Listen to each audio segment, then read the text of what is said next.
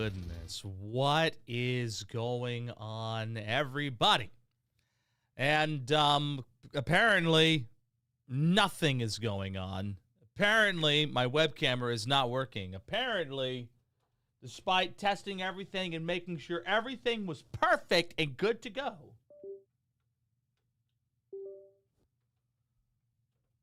my technology fails me right in my hour of greatest need. But either way, we are here. We are doing this. Suddenly, I am now in front of your eye holes, and that's all that actually matters. Oh, gosh, guys,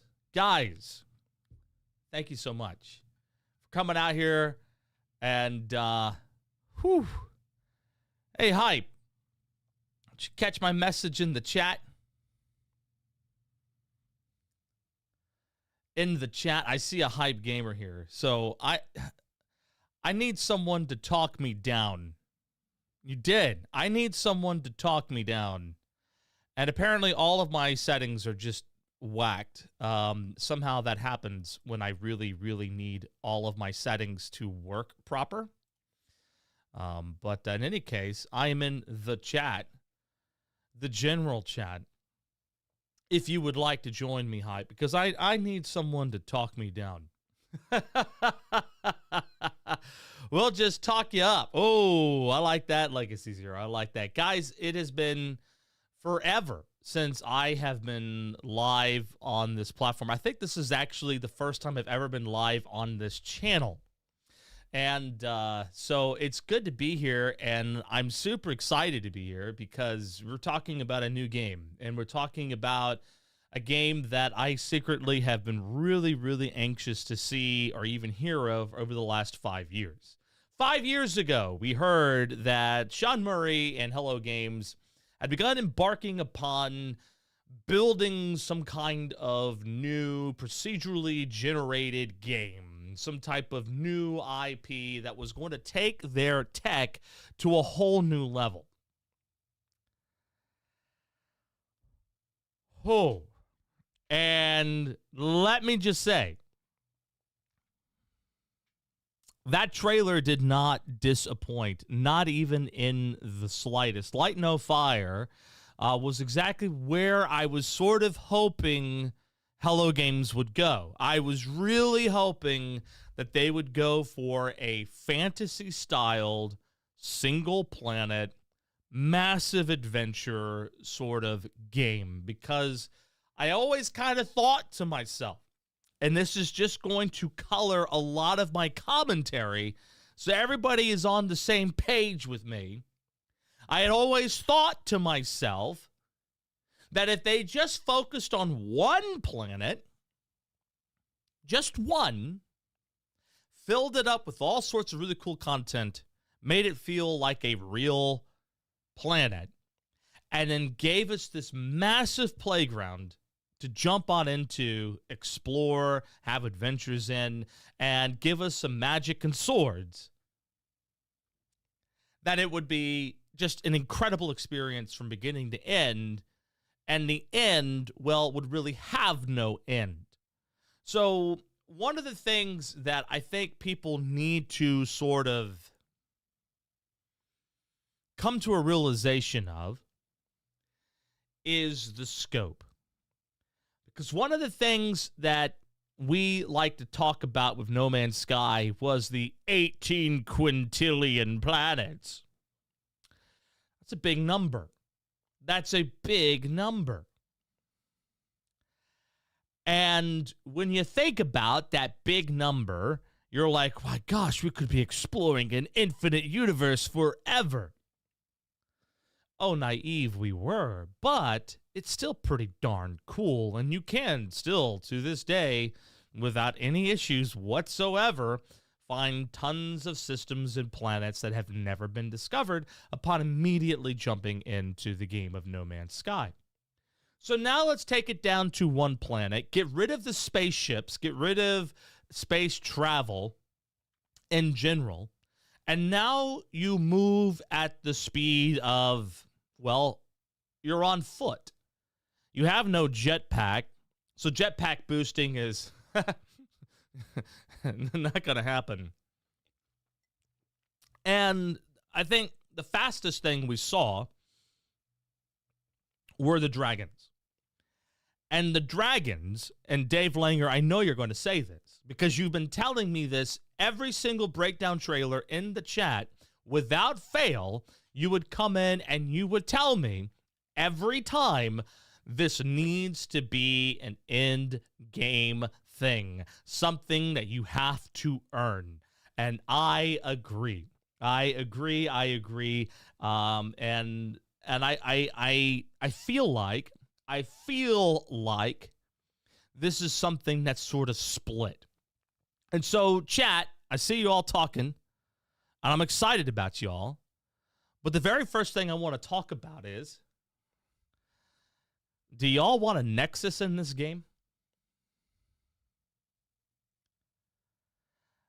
And I'm very sincere in asking this question because I see some folks saying, oh, this looks like the Nexus. This could be the Nexus. Do you want a Nexus? And that is going to be our first topic of discussion. Now, before we get too deep into that, I have a plan. We are going to talk about release dates. That's like the big thing. But this question's been like nagging at me in the back of my mind. Do you want a Nexus? So I am taking it to the chat. What do we think, guys? Dave Langer says a Nexus, no, but if they have like 20 hubs around the planet that you can fast travel to and from, then yes. Zutrong asks, what is a Nexus? Very good question. Let me go ahead and explain what the Nexus is. So back with the original launch of No Man's Sky, there was the Anomaly. And we would refer to it as the Anomaly. You would go to it, and that's where Nada and Polo hung out. And they would send you out to either help you look for the Atlas on the Atlas path, or they would help you get to the center of the galaxy. Really, that was all their purpose was, and they would show up from time to time. Over time, the Nexus became this summonable thing, and then over time, it became this massive community hub where you could go there, instantly teleport to people's worlds. It basically shrank the universe down to where you can visit anyone, anywhere, pretty much at any time. As soon as they shared their base, you could get there. So it was a community hub that offered the ability to travel very quickly anywhere you wanted in the galaxy. I think you could galactically travel as well. So it's one of those things where I can't fathom the idea of that being in a single planet, especially a fantasy planet, because that fast travel, even in the galactic scale, I felt really shrank No Man's Sky, took away a significant amount of the mystery for me, and really just made me feel like, well, what's the point of playing if anyone can just go anywhere at any time? So when we talk about the Nexus, I'm also talking about the capability of being able to fast travel anywhere. And I'm going to be upfront with everybody, like right away. I did not like it in No Man's Sky. I don't think I would like it in Light No Fire, but I really want to know what you guys think. So that is a brief description of what the Nexus is. So Dave Langer is saying he's fine with it, so long as you can fast travel to and from, then yes. A community hub. Well, one of the things that we're used to in No Man's Sky is the galactic market.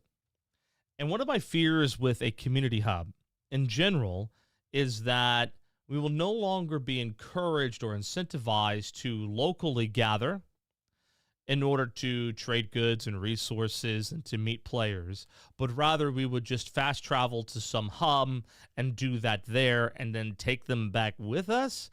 And that's where things kind of get weird for me. I just don't know how instant travel would play out in general. I'm not a fan of it, personally.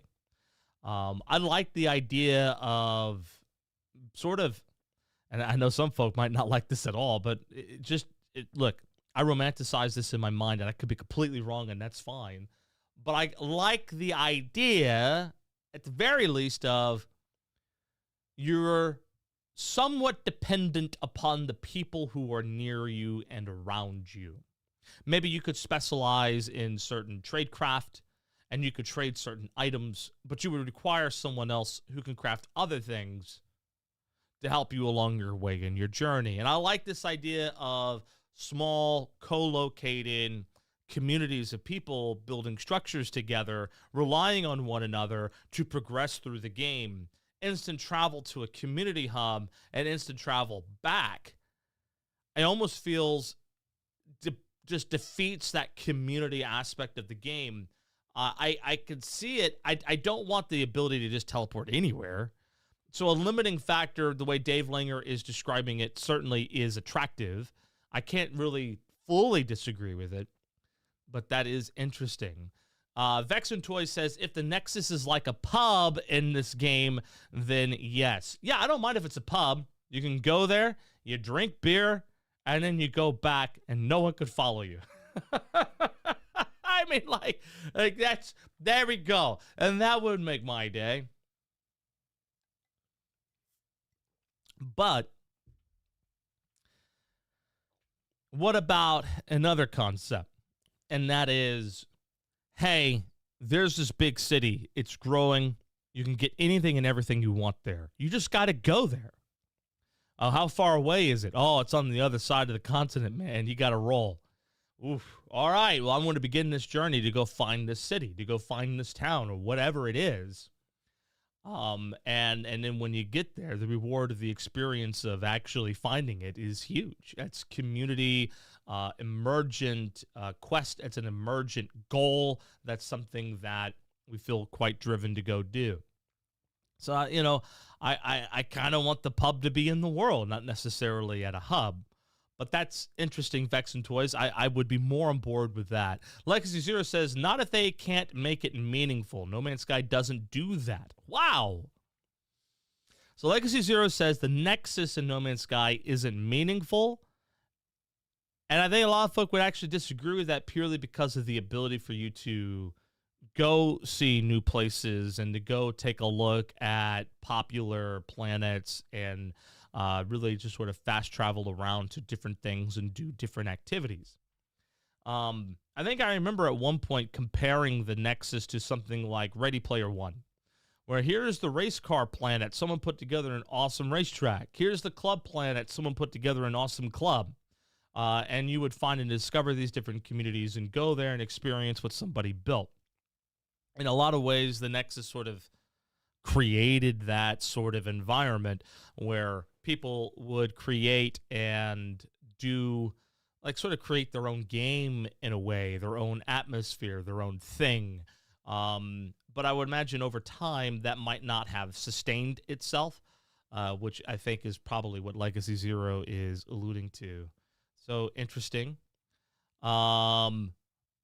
So Dave Langer follows up on my feedback to his input, and he says it needs to be like OG No Man's Sky, where if you wanted to go to the hubs, you had to travel manually and not drop in. Yeah, I want to travel manually. I don't like the drop-in multiplayer. I think that does cheapen the scope of the game quite a bit.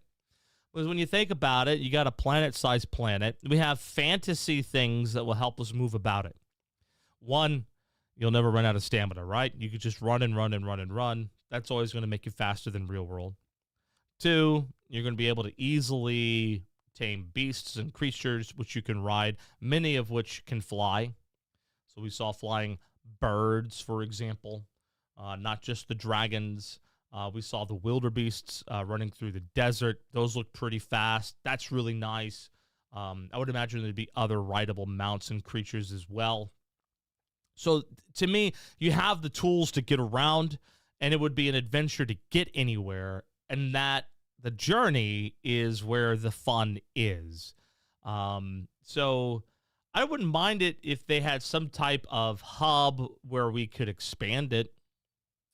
I think I'd be fine with that. So Mercury Machines, I want to touch on this, says 100% want a Nexus. I love that type of community hub. And yeah, no, some people do. Some people really, really do like the drop-in. They like being able to kind of do a Ready Player One. I want to go here, and I want to experience this planet and see what someone's built. And then I'm going to go somewhere else, go experience another planet, and see what somebody else built over here. We heard about this awesome place over here. I want to go check it out. And I want to get that instant I'm there. I could see that. I could dig the idea and the concept, and certainly respect that fun, right?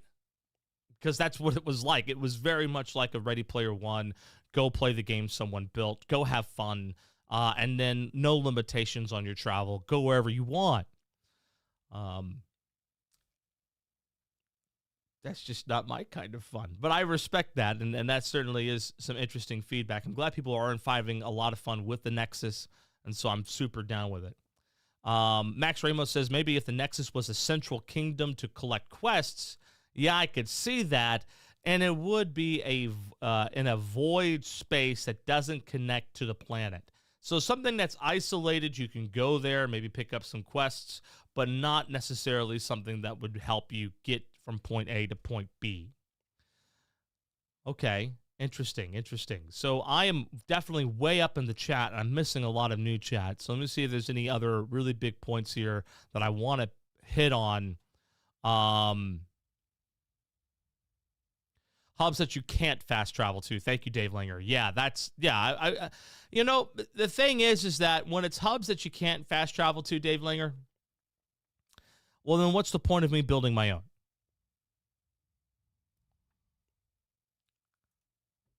What's the point of me building my own? Zutron says, how could you move to another continent without that kind of thing? 2 weeks on a ship? It's a fantasy world, Zutron. The boats we saw were small, right? We only saw one type of boat, and it was a small boat. It was a very small boat, right? That's not the kind of boat, unless you were a crazy Viking, that you would take across continents. But not only that, but I want you to think about how intercontinental travel actually did happen in ancient Earth. So, for example, let me see if I could do this here real quick, because let's explain intercontinental travel, because I understand it. It feels daunting, but that's the point. That's the journey. That's the adventure. And if I have a 2-week adventure to go to another continent, and the game can save my state quite well, that sounds like a fun adventure. I want to do that. That sounds like fun to me. That's my kind of fun. So let me pull up World Atlas, and let's see if I can find a good image here where we can take a look at the planet in a meaningful way. You know, why don't I just go to Google Maps? That sounds like a good idea. Let's go to Google Maps, and I just want to see the world. Awesome. So we'll come zoom on up and out of here. And lovely. So what I want to show, and let me go ahead and take you there. All right, cool. You guys could see this. Is when we're dealing with intercontinental travel, it does not necessarily mean that you are going to take a boat out of the East China Sea and then sail it all the way out to the United States. That's not at all what that means. What it means is to say, let's say we are here in China. I'm going to go ahead and probably explore and go around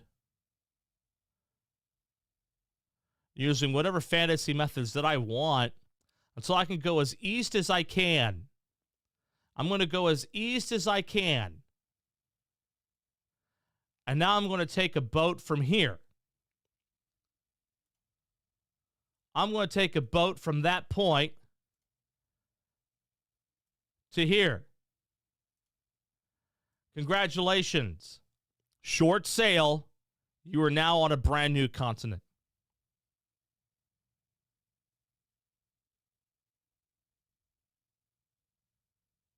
That's how a lot of people think ancient people migrated from Asia to North America back in ancient times. They took the natural land bridge between what is now today Northeast Russia into what is today Alaska. So you don't need to take a 2 weeks long sailing voyage in order to get to the new continent. But we are talking about intercontinental travel across an entire planet. So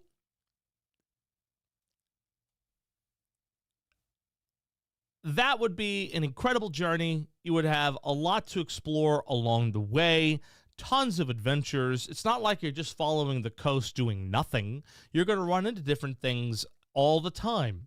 You're going to run into other players. You're going to run into different adventures. You're going to see things and biomes and vistas and mysteries and all sorts of other things, hopefully, along the way.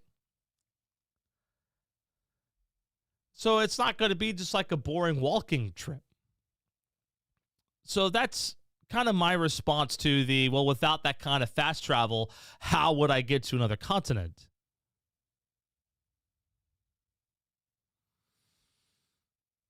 Is air balloons a thing possibility? I actually saw someone else mention that they would really, really, really like an airship, and that the freighter system in No Man's Sky could be a model for a kind of airship. Freighter and frigate system in No Man's Sky could be a model for something like an airship. Oh my goodness, someone's in my waiting room. Oh my gosh, let's go bring Mr. Legacy Zero right into the chat and say hello. Hello, Legacy Zero.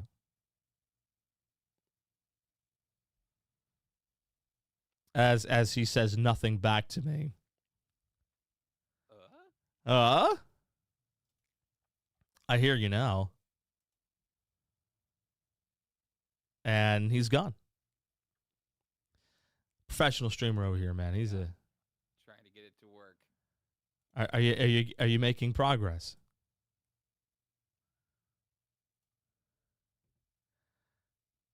Yeah, I know he's quiet for me too, Hype. I had to turn him way up. I have a feeling that he's going to switch his input device and then just blow up my ears. So Legacy Zero coming in here for the impromptu join in. When he gets his audio situation figured out, we'll go from there. Legacy, are you there? How's that work? Can you hear me? A little better, yeah. I got you turned up to 200%, but you're still a touch quiet. Chat, can you all hear Legacy Zero okay? You should try saying something. All right, hang on here. I might have to crank it up a bit. Okay, I'm about ready to lose my ears. Yeah. How about now? Oh, much better. Yes. Much better? Much better. You're here. Oh, good. My Discord settings were really cranked down for some reason. Well, that happens. So I wasn't expecting 56 concurrents right now. So chat's going way faster than I had originally anticipated. So I can't read everybody's comments, and I'm so sorry for that. But Legacy Zero now in the house. You wanted to jump in here for a reason. What you got? Yeah, I came in and just chatted up. Oh, okay, cool. Hang out. I see what I do love the discussion around the fast travel. Yeah. And I do love the point that you raise around the fact that things like portals and stuff really shrunk the galaxy. It really shrunk the play space of No Man's Sky. It didn't feel nearly as big as it should have. And so now we're down to one planet. And I kind of had this thought. I know this is just purely Cinderella dreaming at this point. Sure, as we want to do. As we usually do. Yeah, that's what we do here. Guys, by the way, before we go any further with this discussion, we should probably mention we love hyping things. We love speculation, and we love to dream. And we love how Sean kind of gives us a playground to do those things when we're waiting for a game of his to drop. So this is pure speculative talk. We're having fun, and we're dreaming of this concept of a planet-sized world, fantasy world, that we got to see in the trailer. So with that disclaimer out there, Legacy Zero, go ahead, hit it up. Yeah, so I wonder if all the different continents and biomes and things like that would have. And I know Peaceful Gamer's in the chat here, so I know his toes are about to curl. But just your general cities type things, right? Your general main hubs. Yes. For these continental places, like these are the only places you can fast travel to. So procedural cities. Procedural cities, or however they manage to do them. Yeah. But I mean, we're curling Peaceful Gamer's toes here. I know he was after that procedural city for a while. I remember. Wasn't he? Oh yeah. Yeah, I know he was for a very long time. And I was with them. I'm like, yo, I would have much preferred that concept over the Nexus, in my opinion. Yeah. And it would keep the size of the world. It's relatively believable. Right? Yeah. Because I get this attraction with what they're saying with this game. And I'd mentioned this before in my own content, where it's like No Man's Sky world, No Man's Sky world, you land on a planet, it's the same biome, it's the same scenery. It's the same scenery wrapped around an entire world. Yeah. So I don't really have much interest to go exploring outside of, a few minutes, because you've taken in what you've taken in already, right? Whereas this is a bit of a different ball game, right? So I want to be incentivized to explore, and I do worry, and I share Dave Linger's worry there, because I do get the sense, because now you can fast travel to bases and things like that. Your Nexus concept, I really don't know would work in a game like this, because you will lose the incentive to go exploring, and I do hope they limit it a little bit. Yeah. Because it was the same thing that we had with No Man's Sky. That was not always a thing. What was it? The first couple of years, at least the first year before portals were activated, right? Where you were on your own, man. Like this was the thing that you did. You explored. You did things on your own. There was Ice Road Trucker style, man. Remember that? Right. That was it. And now, like, they introduce portals, they introduce the Nexus. And to my comment earlier about making multiplayer meaningful, I feel absolutely no incentive to play multiplayer missions, or even because it's doing the same exact thing that I'm doing by myself. There's no extra incentive, no group incentive, there's no growth. There's not even there's barely even a way for the game to attract players to play with themselves to play with each other. Yeah, right. I'm sure we don't need anything to help us with the other thing, but right. Yeah, we're fine there. The big thing that you just touched on this idea. It's like, why multiplayer?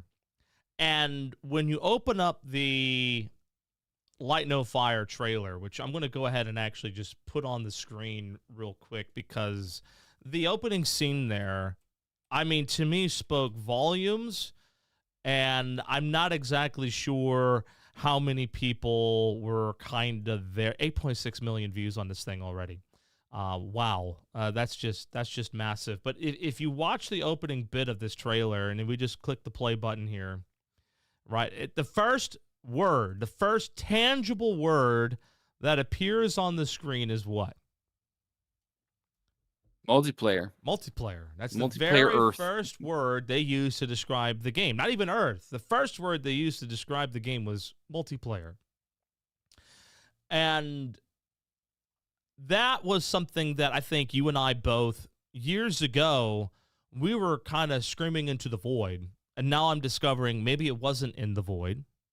Maybe someone was listening. Maybe this is the answer to that feedback, to that desire, that give us a reason to adventure together. Give us a reason to stay on a planet for longer than 15, 20 minutes, other than base building and resource gathering, commodities, that kind of thing. Give us a raid. Give us a dungeon to explore. Give us the ability to turn off the sentinels. I think we had that discussion once years ago. Like, hey, this is wonderful, beautiful paradise planet in my survival game, Stave, but it's like super hostile sentinels. Give me a way to conquer and win my paradise planet without fear or threat of sentinels anymore.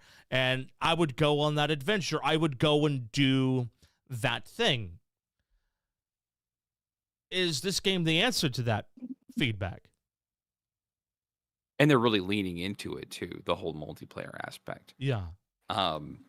It makes me wonder if they learned lessons from No Man's Sky about how they plan to incentivize getting together with other players, doing, like, are there multiplayer specific tasks? We talked about multiplayer raids and things like that on dungeons and such, which... Yeah. I'm trying not to hype that up so much because I'm praying to whoever will hear that there's some kind of component like that. Yeah. Please. That would be so good. I mean, I want some raid content, man. We got the raid bosses in here. Yeah, like giant enemy crabs. A giant enemy crab. By the way, old school fans of No Man's Sky would know this. Almost every planet you would go to, there would be hostile crabs everywhere. Those freaking crabs. I remember that. Gosh, it was awful. And I can't help but feel like that scene that they put into the trailer, and for those who don't know what I'm talking about, let me just fast forward you there. If we were to go, let's see here. Where is it? I think giant enemy crab is after they take off flying. And I think I can... Someone told me I could press period for a frame. Oh, that takes too long. Let me just slow this thing down. And I think it's after this bit here when he jumps on, we get a couple flashy flashes, and we should find giant enemy crab here. But I'm telling you, they put that in the trailer purely because of the way crabs were with the original release of No Man's Sky. Had to have been. It had to have been bugged too. Because it's not a problem anymore. No, it's not a problem. No, it's there was just, I don't know. I think there was a specific patch note at one point after they fixed it. It was like, yeah, crabs are no longer annoyingly almost always offensive. They were almost always offensive. I think I found it. Yep, here we go. So here's a giant enemy crab scene, and I couldn't help but chuckle when I saw this. It's like, oh, of course he's fighting crabs. Oh, it's so hard to catch. It's so fast. Yeah, it's like, of course he's fighting crabs. Like, duh, right? What else would he fight if not crabs? I'm enjoying it. Oh, of course. Like even just a little bit of just the glimpses of combat that you get are pretty nice. I hope they expand on that. Yeah, Dave Langer screaming boar. I know. They were shooting at boars earlier. All right. I think we've warmed up the audience. We've talked a little bit about Nexus and fast travel. I think we heard some pros and cons to both. Legacy Zero, is it safe for me to characterize your response to that as it doesn't fit in this kind of game? I don't think so. Okay, I tend to agree with you. I do think it would be a cool idea if intercontinental travel could be earned by way of a portal in which you have to conquer a dungeon or overcome some type of feat. It's not like a community hub that anyone could just fast travel to and then go somewhere else. I think that's fine, because I don't know if you remember this, but when portals were first discussed, and this was before the release of No Man's Sky, they were discussed as a way where you can temporarily be closer to the center of the galaxy so you can gather better resources and materials that you could bring back to help you along your journey. And it never happened. That never happened. That wasn't a thing, right? So they totally changed the whole purpose and rhyme and reason behind portals. Into a Stargate. Stargates were really cool. I think conceptually, we were all like, "Oh, that's really cool. I can go to a Stargate and I could put in my code and I can go somewhere." I think the thing that killed that was being able to determine your own planet's code. Like, I feel like if you didn't know your own planet's code, it would have worked better. But I think it was a lot of roguelike elements originally in No Man's Sky that they yanked him. Oh, yeah. Yeah, for sure. For sure. It's a bummer. All right. So let's get into our main topic of discussion. And I asked Legacy Zero earlier. I don't think I ever actually got a proper response. So I'm going to ask him again. Legacy, can we pull up your video and just sort of live react to this that you came out with earlier today? Because I thought it was an excellent introduction into the topic of, hey, could this game come out like tomorrow? I had enough people heating me up on Twitter that I was just like, you know what? Screw it. I'm going to make a video about it out of nowhere. Oh, yeah. I'm sitting here teaching a class. For those who don't know, I teach for a living. I'm sitting here teaching a class. And meanwhile, I'm DMing Legacy Zero like, yo, what is going on right now? Because there's some unexpected things happened. Maybe we're over-speculating. Maybe we're overhyping it. That's probably more than likely. I'm perfectly fine admitting that. But there is some breaks to pattern when it comes to No Man's Sky release, hype, and talk from Hello Games that we follow and that we observe and we recognize as a sign that new stuff is to come. Would you agree? Hello Games is nothing if not consistent in how they do things. So, Legacy, I have permission to put your video up on here? Yeah, absolutely. Let's do it. So this is Legacy Zero's latest video, and I'm going to shut up for a while and skip the ad. Sorry, bud. And I'm going to go ahead and let Legacy talk and introduce the topic by way of his video. I'm going to put a link to his video in the chat. Everybody, if you're not subscribed to Legacy Zero, please do.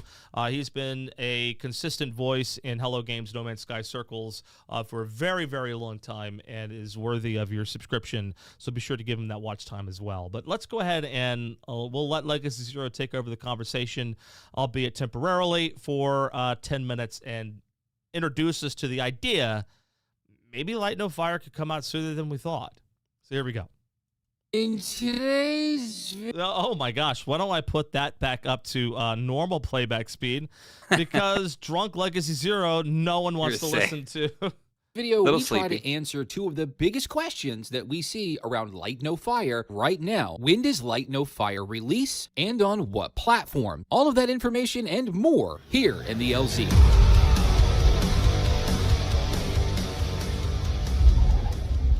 I like that intro, man. I don't think you need to change. My fellow travelers, you have gotten onto your chonky dragon and rode yourself over to the LZ, and it's so great to have you here again. And before we get into today's topic, I would love to hear from you. When do you think Light No Fire will launch, and how do you feel about their potential strategy on releasing on platform? Pop a like on the video while you're down in the comment section. Always appreciate the support. But a little bit of a disclaimer or two before we start talking about this video. First things first, this video is speculation heavy. However, before you click off the video, this video will be conjecture rooted in Hello Games history. If it is, I like that you did that, Legacy. Introduced the topic right away, and you're like, by the way, guys, we're gonna blow a lot of hot air, but that hot air is based on something. You're gonna get those folks that are just completely allergic to conjecture and speculation. No, you're not allowed to think about the possibilities. How dare you? I actually, funny enough, haven't you learned your lesson yet, Legacies? That's exactly why I set up the topic like that now, just so I could keep the people at bay. And there's always going to be that person that, yeah, I think it was just a comment a moment ago. It was just like speculation, waste of time, and I'm like, really though? Like, have you been paying attention over the last however many years? They're blatant patterns that Hello Games go by. Yeah. On everything. Oh, yeah. It's their communication method. That's how they communicate. We've learned to translate. No, I mean, yeah, right. And Yeah. you just know now. You find the patterns. You know that Sean will drop an emoji on a Monday. He will drop the update on a Wednesday. The patch notes is sure to follow shortly after. Several patches before the weekend. Then comes the expedition. It's the thing. Like, it's the pattern. It's how they speak to us, right? They would they would sooner just speak through patch notes and consistency in emojis than ever have a conversation with us jerks on Twitter, right? Yeah. No. I mean, like, because they used to have conversations with us. And what happened? Until we started showing up at their studio. Yeah. No, they used to have conversations, but they would talk to the journalists. Their new indie company had a spotlight on them. I mean, Sean Murray went on Colbert. Do you remember that? Oh my goodness. Yeah, he went on Colbert. That didn't age well. No, that did not age well at all. So you're telling me we can run into other players? Yeah. Yeah. No. And I don't typically love to engage in speculation that is baseless. Yeah. You still have people bringing up the super formula these days, which just absolutely singes my hairs. Because it's like I don't know that Sean Murray's ever going to just go in and just completely uproot the entire procedural generation engine that he's built to replace it with some super formula that he may or may not have had in the game at one point. Sure. And so there's so much that we like, maybe we'll do this. And I like talking about things that I know we have some foundation on. And all of this that has been happening today is foundational. Okay. I want to get back to your video, but I do have to share my favorite comment after we started talking again. And it was from Peaceful Gamer. And he says, speculation is the ultimate Hello Games side quest, which 100% true. Pretty sure Sean Murray has said that's exactly what they want us to do. I mean, like they enjoy the discourse. They enjoy the speculation and the guesswork that we put into this. Sure. I mean, Sean's latest tweets are absolutely no indication of that whatsoever. Right. All right, let's get back into your video. One thing that Sean Murray and Hello Games are very good at, it is consistency in all things they do, in ways they communicate with the community, in ways that they engage with hype cycles and giving us sort of advance notices of when things happen. Hello Games are very much by the numbers, and so the information in today's video will be based on the numbers that they have presented us in the past. So the conjecture will be completely rooted in how Hello Games operates. So with that said, hey, for our younger viewers, Legacy Zero, can you define the term conjecture? Conjecture. I'm just putting something out there based on limited knowledge, or it could be just one of those words that I use. An opinion or conclusion formed on the basis of incomplete information. Fantastic. Perfect. All right, let's continue. So I don't know if I'm properly using that word, but you know what I mean. I mean, I'm sure, I feel like you are, but I was kind of like, conjecture, it's not a word I tend to use a lot, but let's talk about the possibilities for Win Light No Fire.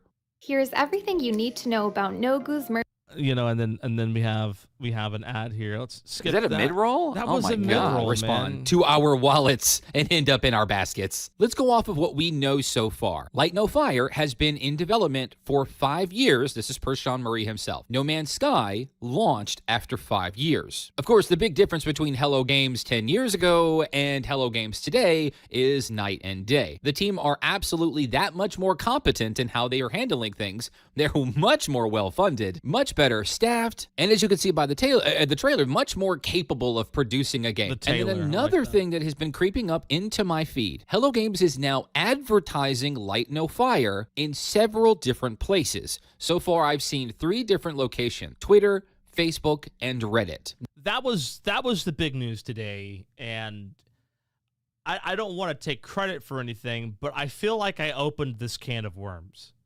I think you were the first person I see to report ads, yeah. Because, and then shortly after, the floodgates opened. It was all over the place. Right. So I want to make sure I'm checking with chat, because I had some people tell me that there were ads before today, but I didn't see them.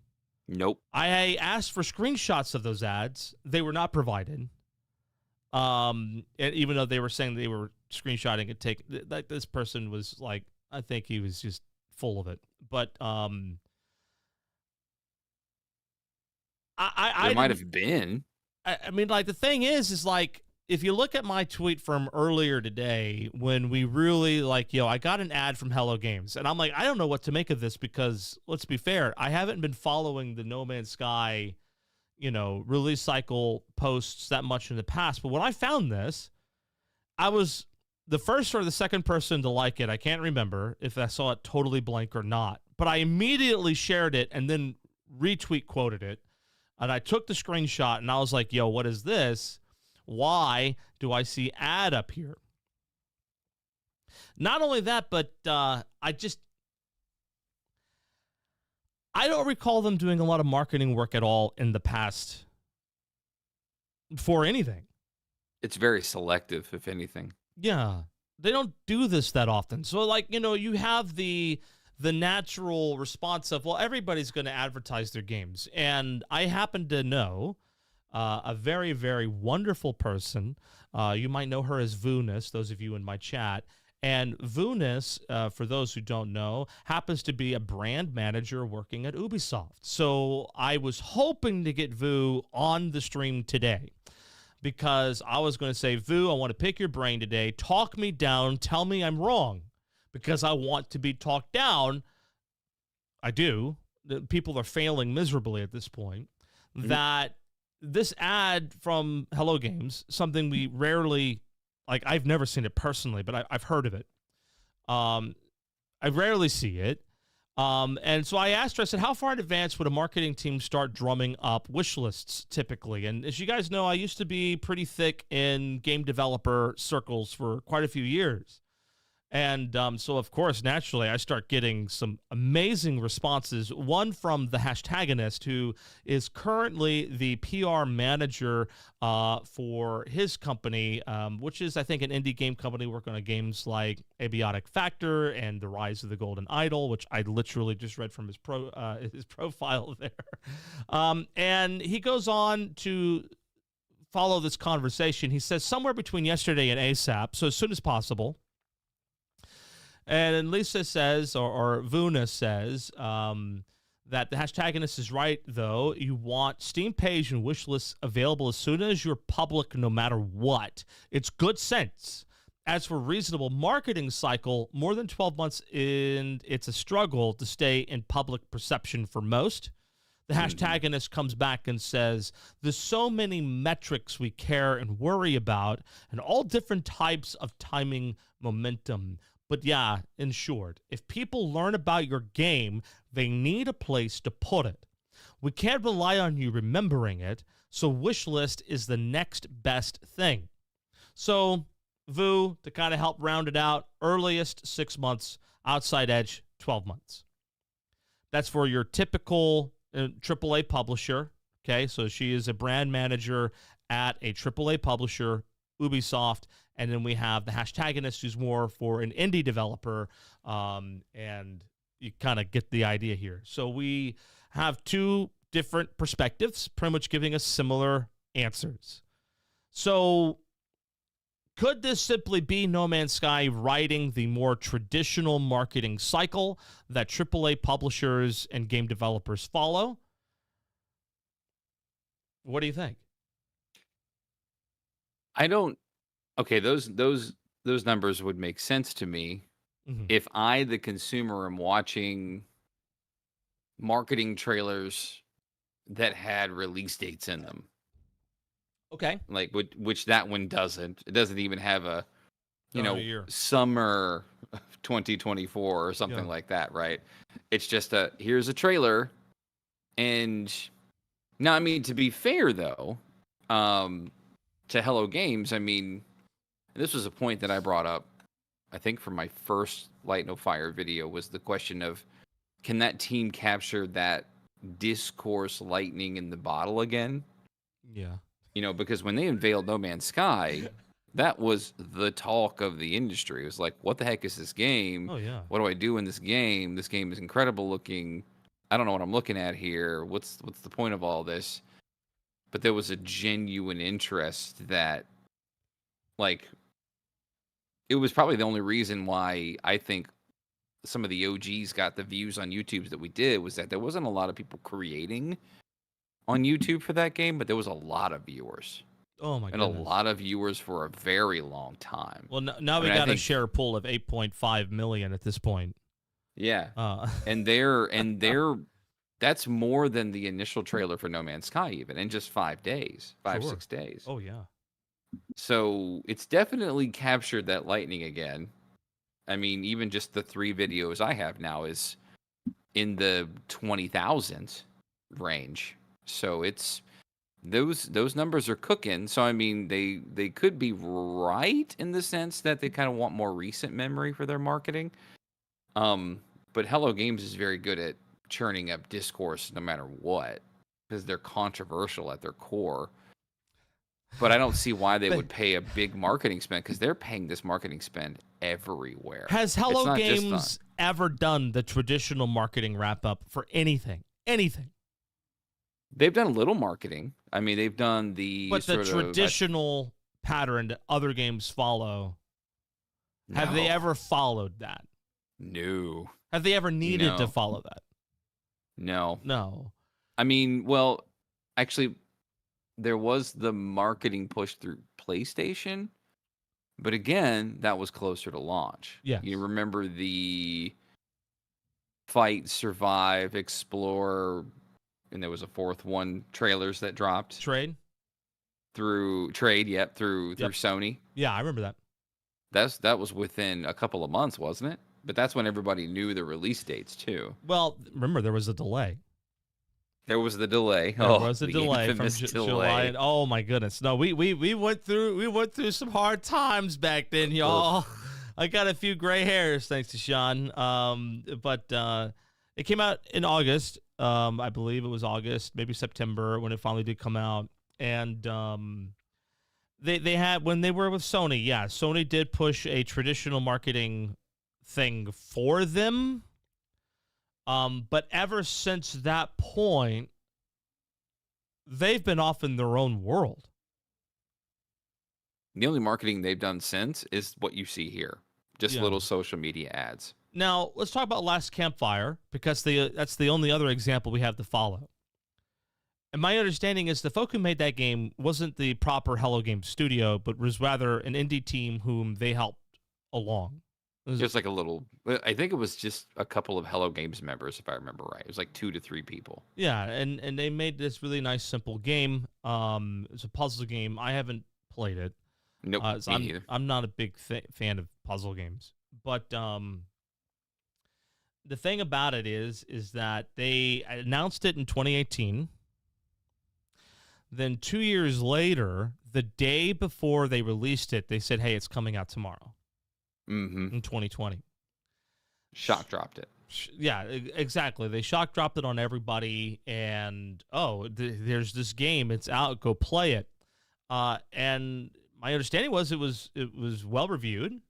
A lot of people played it and enjoyed the game. I have people recommending it to me today because some folks seem to think that the story from Last Campfire may tie into Light No Fire. I don't know how true that is. Be interesting. So I might jump into it just to see. But I do really want to quickly add in, Oblivifrac mentioned like 5 minutes ago, saying, I don't even think GTA 6 had its trailer as an ad. Well, one, I don't think GTA 6 needs marketing. Yeah, you don't need to. 2, they said 2025, so they're definitely more than 12 months out. So if Vunis, who is a professional in this sort of arena, saying outside edge 12 months, if we're not within 12 months for GTA 6, which we know we're not, then they're probably not interested in wishlisting yet. We'll probably see that push starting in the summer, I would think, of 2024. So, but I had someone tell me that other games from TGA have been marketed, and I haven't seen those ads. I'm not seeing ads pop up in my feeds for some of the ones I was interested in, no. Yeah, I mean, like, for me, the ones I was interested in were Visions of Mana, because duh. And then, yeah, of course. Visions of Mana, the new Monster Hunter game, which I already forgot what it was called, so they're clearly not marketing it at all, I would have seen it, as I'm super hyped about Monster Hunter. I love Monster Hunter. Something Wild or something, wasn't it? Yeah, something wild. Monster Hunter Wilds, maybe is what it's called. And then it was Light No Fire. Those were the three, like, that's what I cared about coming out of there. Then, of course, you had the thing with Kojima's game, OD. I think there was a Final Fantasy VII thing coming out soon. I'm waiting for that whole thing to hit PC, man. I'm not... Rebirth. Yeah, I'm waiting for it to hit PC. Same with Final Fantasy 16. I haven't played with any of those games yet. Mm-hmm, Oh, yeah. I know. I just wanted to come on a PC.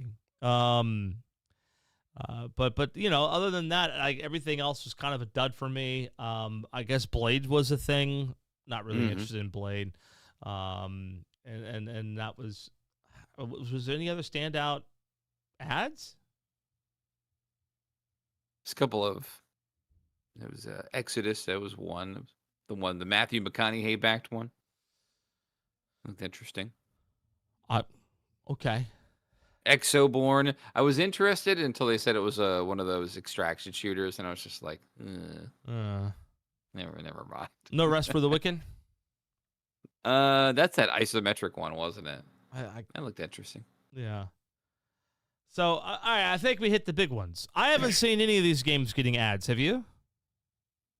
And no, and not even that. I'm not seeing the breadth of ads that I was just expecting. Okay, a couple of social media ones, but yeah, as we started tweeting about it, somebody else would add another one. It's like, oh well, here's Facebook. Because right after you showed me that for Twitter, I went over to my Facebook, and that was the first thing that popped up was a Light No Fire ad, a sponsored segment.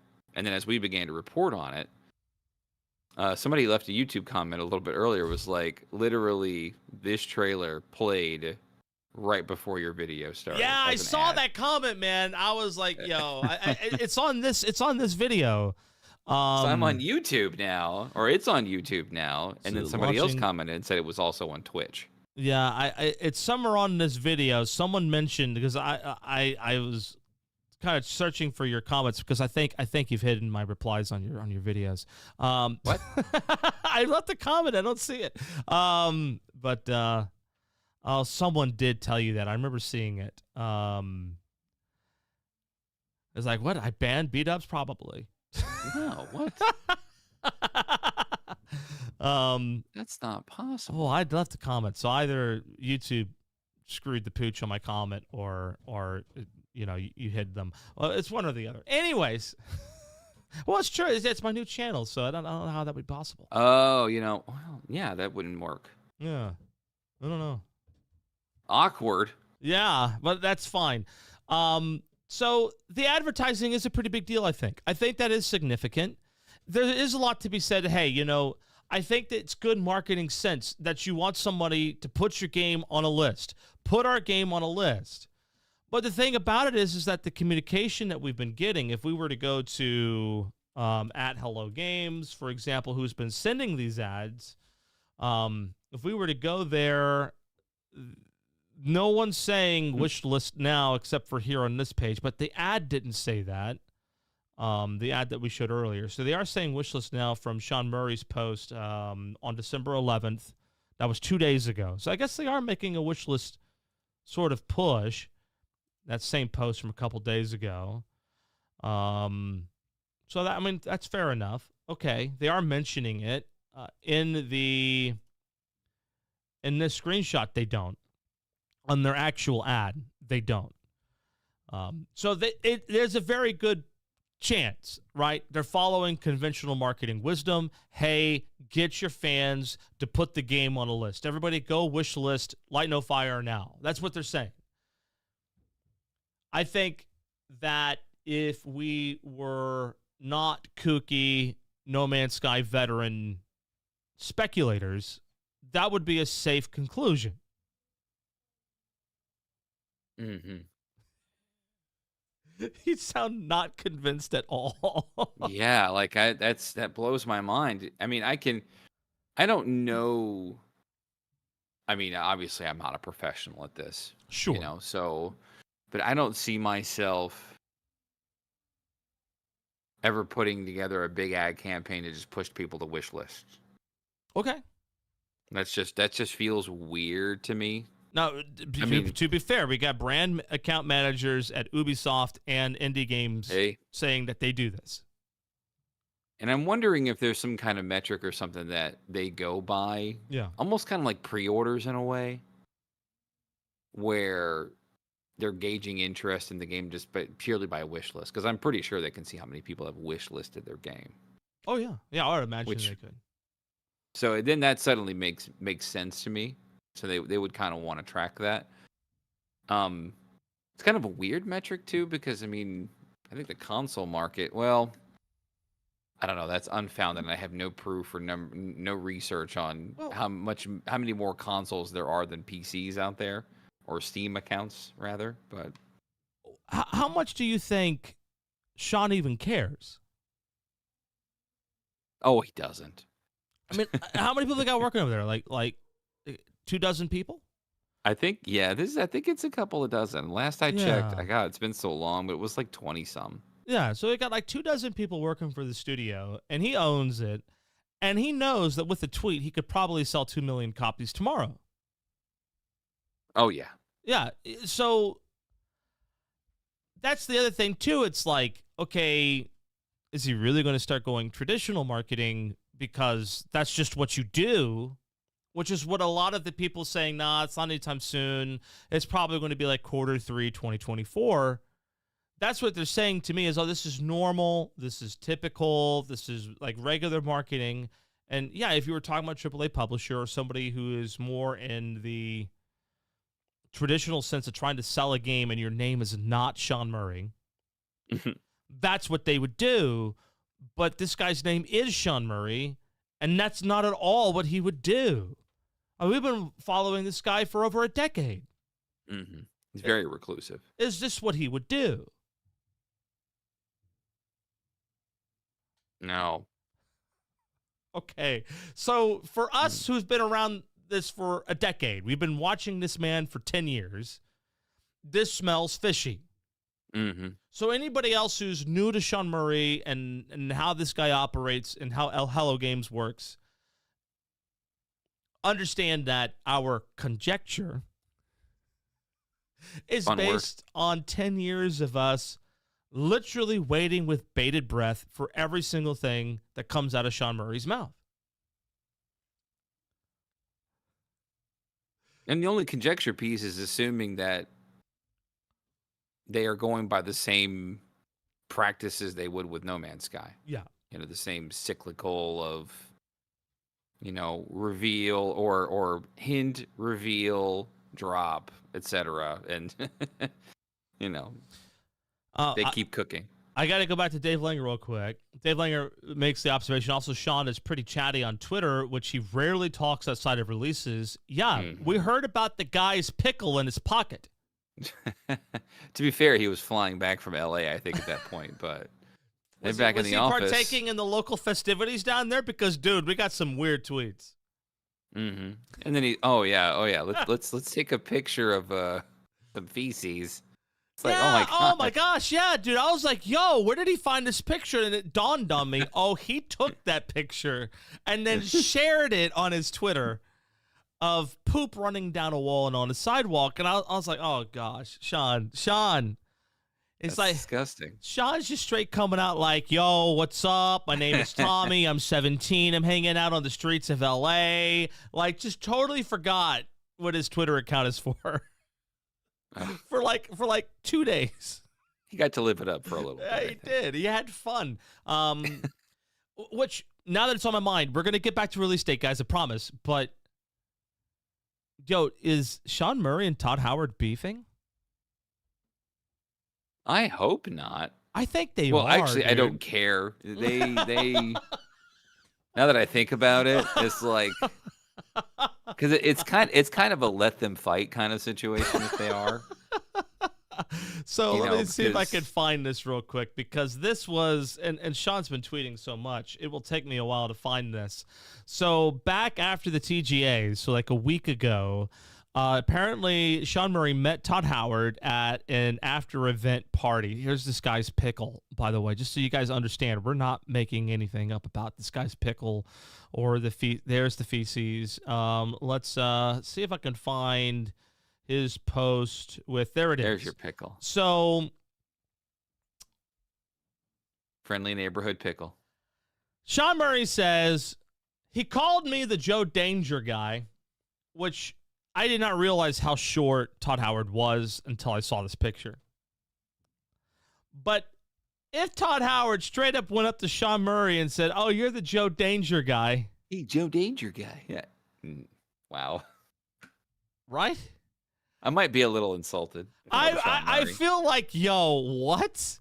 Well, hold up here. And then there was another tweet that he made. He may have deleted it, but he said something about eating Skyrim for lunch or something like that. I forgot what it was. I think he did delete that post. I do seem to think there was 2 posts about Todd Howard. There was 2 posts about Todd Howard. Yeah, there absolutely was. And one was eating like Starfield for lunch or something like that, and I think that got deleted. Because I haven't seen it since, and I didn't take a screenshot of it. That was, I don't know why I didn't, because I remember being, because I was on my phone. But I remember being like, yo, what's up? Are they beefing right now? What's going on? What's happening right now with this? Gentlemanly competition. I mean, yeah. Yeah. All right, let's get back to your video, and let's see if we can kind of get through your thoughts. I know we really discussed the ads to death, but there's a lot more to it than just the ads, so let's keep going.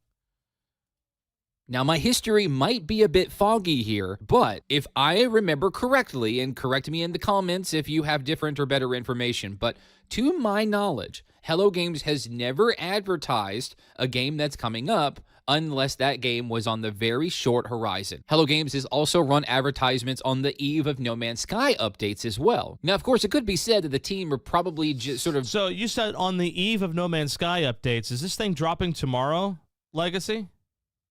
They have, so I do remember there's been several points where Hello Games had done No Man's Sky advertisement just like these. Yeah. Where they just float up as posts on Instagram and Facebook and Twitter. Where they're just like, buy No Man's Sky now, 50% off this week. Generally leading up to an update. That used to be one of the telltale signs that an update would go on sale. Yeah. Because the game would go on sale. So they do run just basic ads. I don't think I've ever seen I don't recall ever seeing an ad for No Man's Sky on YouTube or Twitch. Mm-hmm. Not to say that they haven't had them on there, but this just seems like an ad campaign for this game just dropped out of nowhere, and it's everywhere. Everywhere, and it dropped today. So I don't know. I never saw any ads before today. Neither did I. So my thought is that they would at least give it the last campfire treatment, and they would give us 24 hours formal official notice.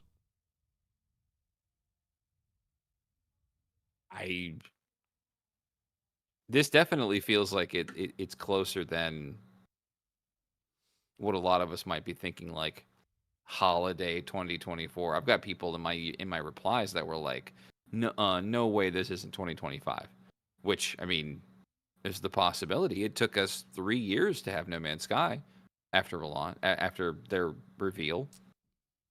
Like, No Man's Sky was supposed to come out, I think it was always meant to come out in that 2015, 2016 era. But the flood really just set the game back massively. Yeah, they had some setbacks. Oh, huge setbacks. I mean, they lost the super formula, apparently. That's what I kept hearing. They lost the super formula. Maybe they got it back.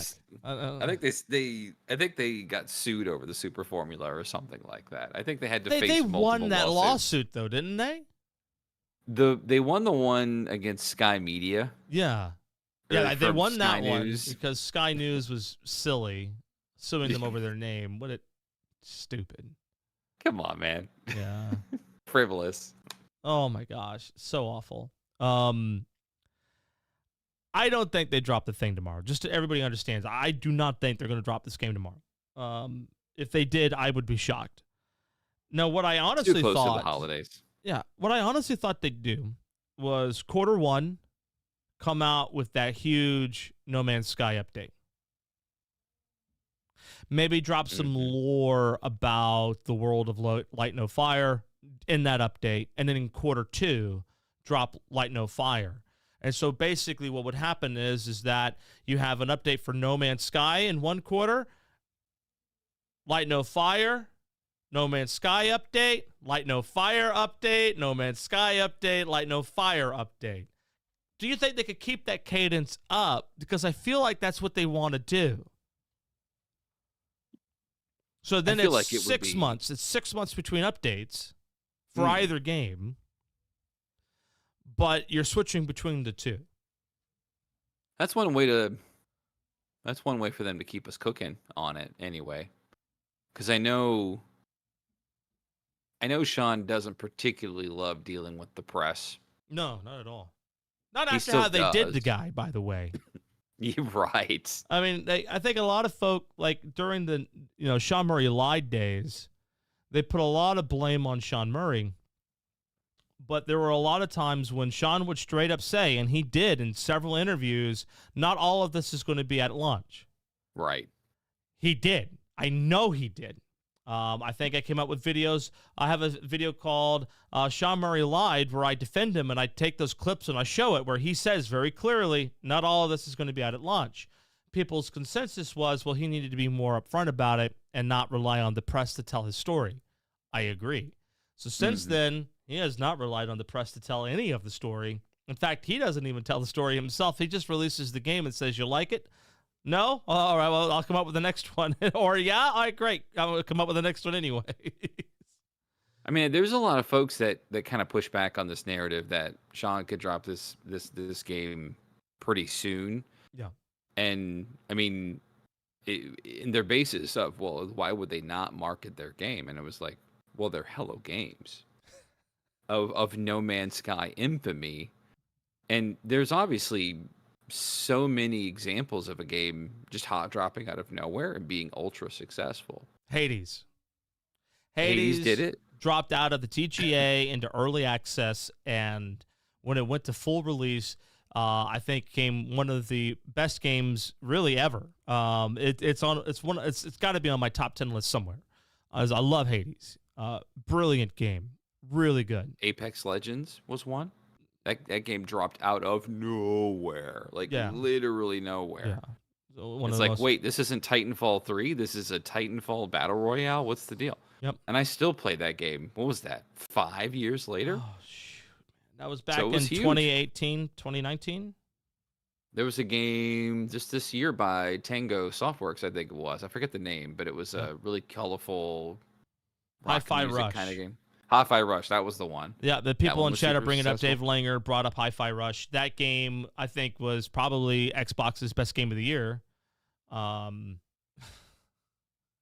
think I just pissed off some Starfield fans. Look, guys, I haven't played the game. It's not my game. I'm not going to play it. But I think Hi-Fi Rush is probably Xbox's best game of the year. And that dropped out of nowhere. Mm-hmm. Yeah, I mean, it could be done. They could come out tomorrow if they want to, with all this traction that they have, the millions and millions of views on YouTube, lots of buzz. I mean, they could come out and be like, here it is, if the game's done, and enjoy. And then they'll just go silent again until the next patch notes drop. All right. I'm going to take it back to the video because there's a second part of your video that we haven't talked about yet that I think is driving a lot of the contention about a tomorrow release date. So let's listen to it, and we'll get to that part here in a minute. Jimming up buzz and getting a bunch of eyes on the product, of course, by those folks who didn't get to, be always online like you and me, or check out the Game Awards or things like that. My channel alone at the time of recording has gotten about 27,000 views just on No Man's Sky, just on Light No Fire alone. Hello Games' own... Is it No Man's Sky or Light No Fire Legacy Zero? I misspoke. I do that all the time. I know. I do these dry runs on recording these, and I don't edit it that much.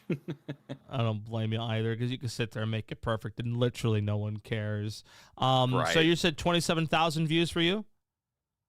It's in the upper. If I'm looking at it now, I mean, it's the last 5 days. My channel has gotten 28,000 views. Yeah. So me, completely unknown, brand new channel, where I haven't been posting anything at all regularly, like literally at all, rocking 5.4 thousand views with like no, has completely shot into a, again, complete unknown channel.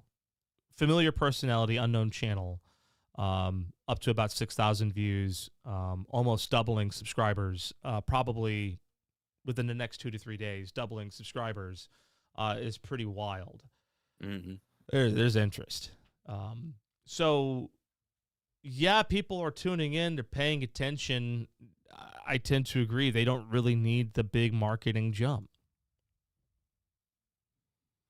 Interesting, interesting. These videos there, the search volumes aren't that high on these, but the recommendations are crazy. Like, it's just YouTube is feeding these videos to a lot of people. Yeah, which tells me that there's a lot of search interest and a lot of interest on the topic for it. So it's just serving people. Here's another Light No Fire video. Check it out, and you can only hope that your thumbnail is catchy enough to grab somebody's attention for that. Yeah. It doesn't seem to be a super competitive tag, but there's people out there that's clicking the heck out of this. And oh yeah, I mean, Hello Games' own video has eclipsed even their own No Man's Sky video. It's pretty crazy. Right. I forgot to mention. I think that trailer has had the best success, the most number of views for a game coming out of the TGAs, like ever. I think they beat out whoever the next highest was, which I can't remember what that was. Elden Ring, maybe. Elden Ring, yeah, probably. So wait, I mean, Elden Ring was Summer Games Fest, I think, but pretty close. But they beat the record, whatever the other game was. They beat the record of most views post awards. 8.6 million, I think, is where they're at. Nothing to sneeze at. Yeah, they're just killing it. All right, let's keep this train going. Let's go on with the next part of this video. YouTube channel, in regards to their Light No Fire video, has gotten at about this time roughly about 8 million views. So there is a lot of highs and a lot of buzz around Light No Fire. Now, of course, right now I'm going to say some things that might kind of make you a little itchy to put in some comments around, LZ, you can't possibly mean this, or this is no way possible. We could very well be looking at a very real possibility that Light No Fire is right around the corner. We could be talking any day now to any week now. Again, any day now or any week now, LZ. You got to pick one. I had to give myself a little bit of room of any day now might be a stretch. Let's add week 2. Yeah. I had someone ask me, and I forgot who it was, and it was a familiar name, and I should remember, but I don't remember. Ask me, what are the chances that in the next 24 hours we'll see a buy button on the Steam page? And I said 0. I said 0. Yeah. I think there's a 0% chance that'll happen. I do think Sean will give us at least a 24-hour heads up. I really do. I really think we'll get at least 24 hours heads up.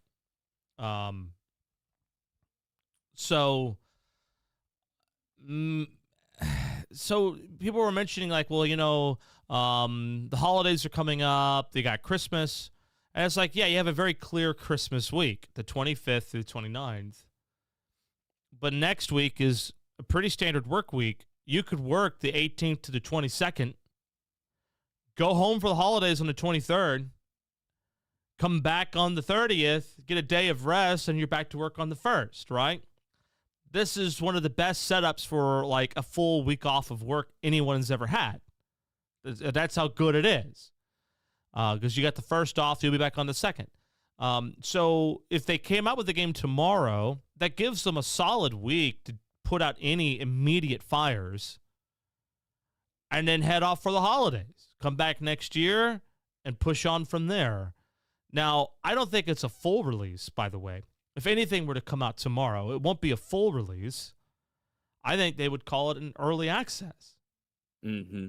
So if we want to talk about the any day or the any hour territory and talk about the feasibility and the realistic sense that maybe that could happen, if it came out tomorrow, it would be PC only, early access, maybe different world seed than what would be at release.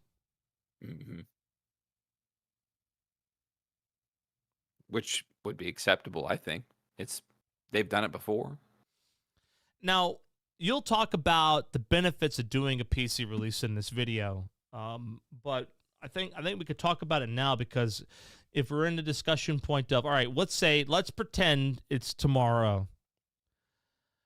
Why and for what purpose?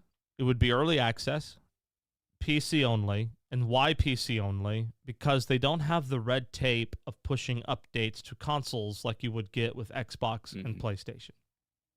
I mean, some of the biggest feedback from pretty much every direction from No Man's Sky is it should have been launched in early access. Yeah. And then, so I'm wondering if they took that feedback to heart, for one, and then two,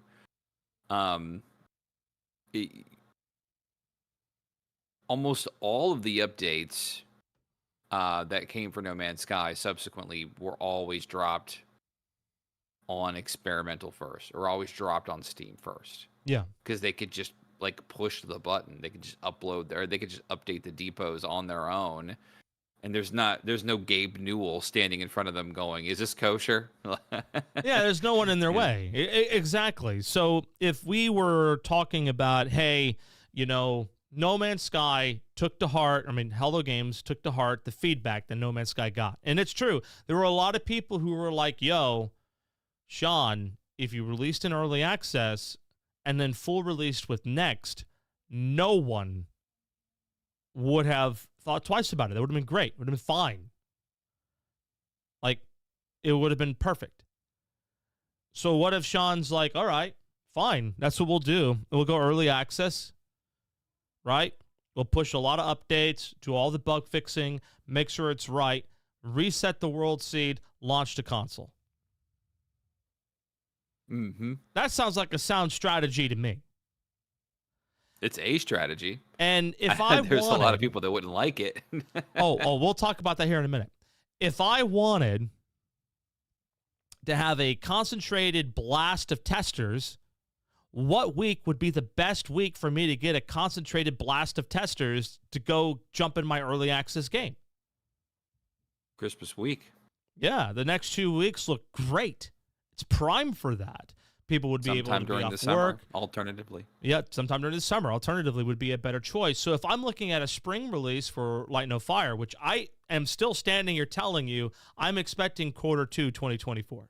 Personally, full release, Q2 2024. That's what I think. But if they did an early access release cycle, which is the only way we're going to see this thing tomorrow or over the next week, what better time to do it than tomorrow? Tomorrow looks perfect. That's kind of lining up, doesn't it? It's beautiful. You get a full work week and you get a full holiday week. Plenty of time to collect data, plenty of time to put out any immediate fires, plenty of time to let people jump in and generate hype.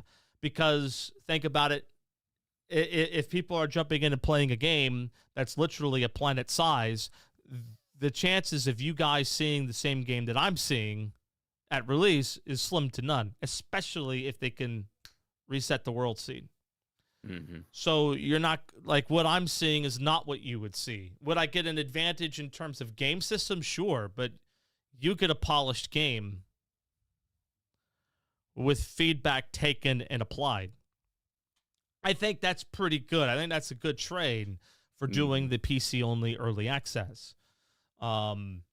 And you'll get to see the game systems from people's streams anyways. There's going to be a content blitz. People are going to be going nuts, but they're not going to be going nuts over speculation. They're going to be going nuts over this is what's in the game.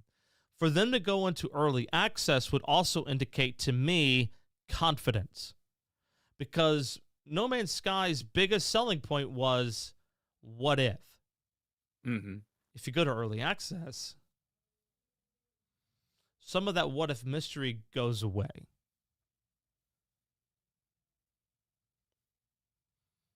Yeah. So if they did early access, they would be coming in with a sense of confidence. Yeah. There was a lot of people that were like, but what about me on my platform Yeah.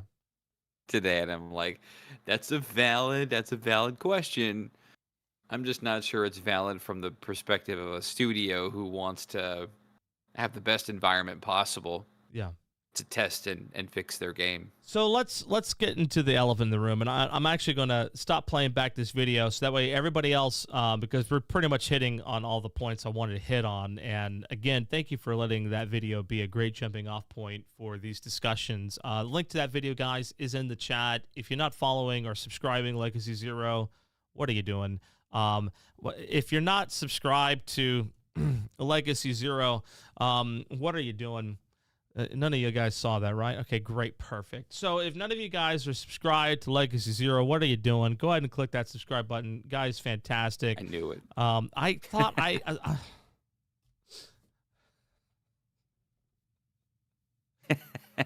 You're not blocked from my chat either. I looked and I'm like, there's a bunch of, it was like 13 randos in there that just would like totally abusive over the years. Oh, it's just 13 abusive randos. I don't know where my comment is, man. I'm looking for it. I don't see it. So maybe YouTube dropped it. I don't know. Maybe on a different video, perhaps? So no, it was this video. My comment was, is it too early to start trolling people by saying, yo, install button up now, let's go? Maybe it held that comment. I don't know. maybe he held that comment. Yeah, maybe. I mean, I'm looking to see. I've got a lot of held. Oh no, wait, held for review. Let's see. Nope, you're not there either. Oh my gosh! All right, the YouTube dropped the ball on me. I swear. That's weird. Oh, I thought it was a great. You didn't hit send. Oh, I know I did. I've done that before. I'll type a message to my boss on Teams or something. Maybe I didn't. Who knows? I thought it was a quality comment. Anyway, so let's get into this. So I think a lot of people's apprehension behind early access starting, let's say within the next week, if that were to happen, I think it's mostly coming from people who, one, hate Hello Games and No Man's Sky. Saw several of those. Or two, they don't play on PC. So they play on console. Console's pretty big for them, right? So is PC. Definitely. How, or if at all, detrimental to Light No Fire would a PC only early access period be? It wouldn't. I think at the end of the day, just like you mentioned, there'd be a lot. I mean, well, it probably depends on how it launches. If it launches like No Man's Sky, well, then the discourse is just going to be years long. You know, the cycle that the actual No Man's Sky was, you know, with each update over the years is like, well, they really turned this game around, didn't they? every release, man, no, wow, maybe No Man's Sky is worth playing. Every update.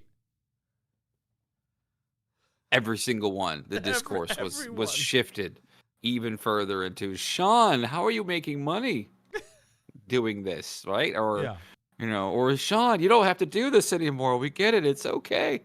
You're redeemed. Is there a chance that Hello Games needs some cash? No, I think they're... No, not like they did 10 years ago. No, like... That was one thing that kind of chapped me a little bit, was Shuhei Yoshida responded to Sean Murray's tweet about the game. Congratulations. Like, he didn't throw Sean Murray under the bus years ago after launch.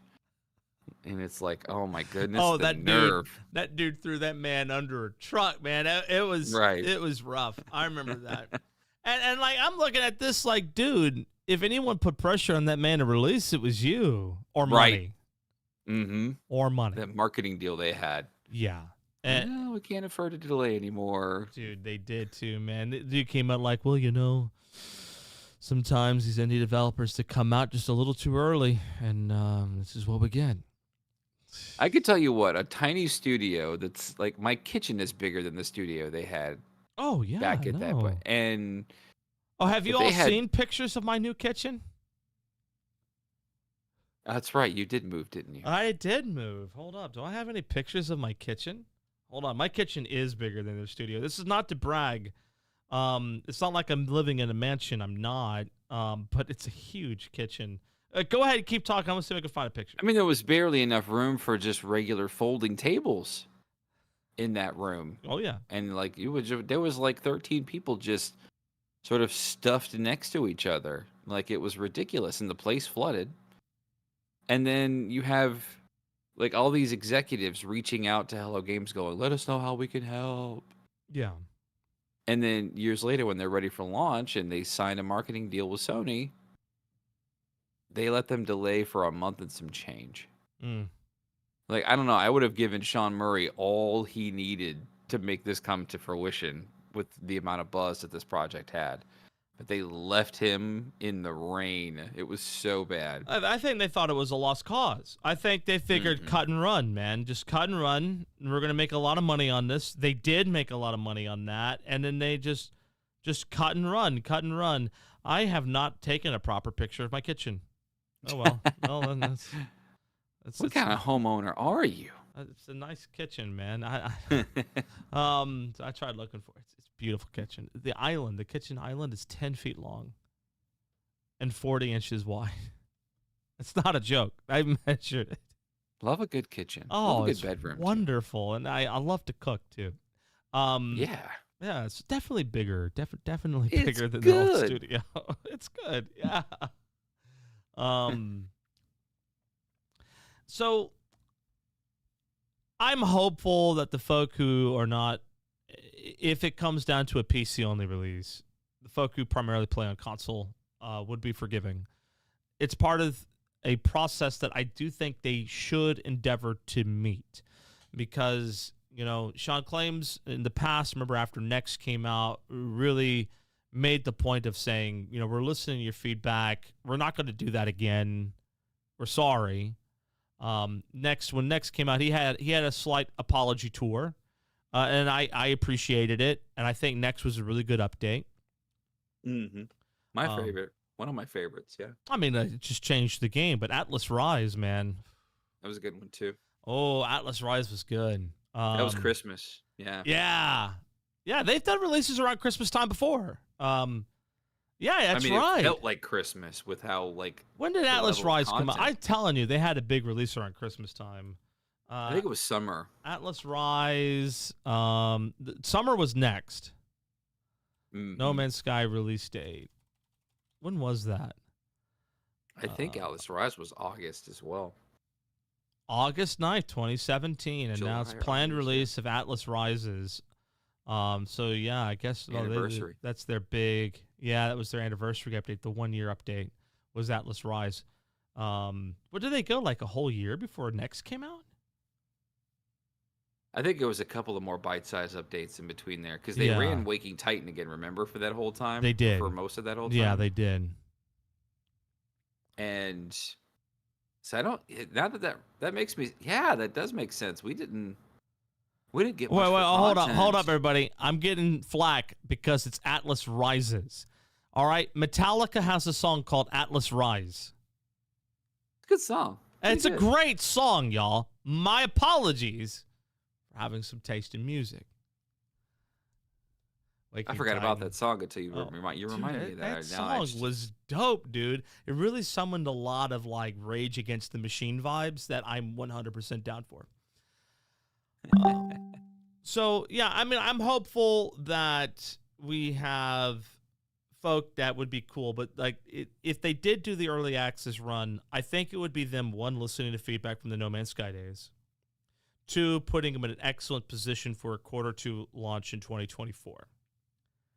And 3, gives them an opportunity to actually get some eyes on the game, to provide feedback. But one of the biggest things that they're going to have trouble with and they had the same problem in No Man's Sky, is that when you're procedurally generating a planet or you're procedurally generating a universe, you cannot put eyes on everything.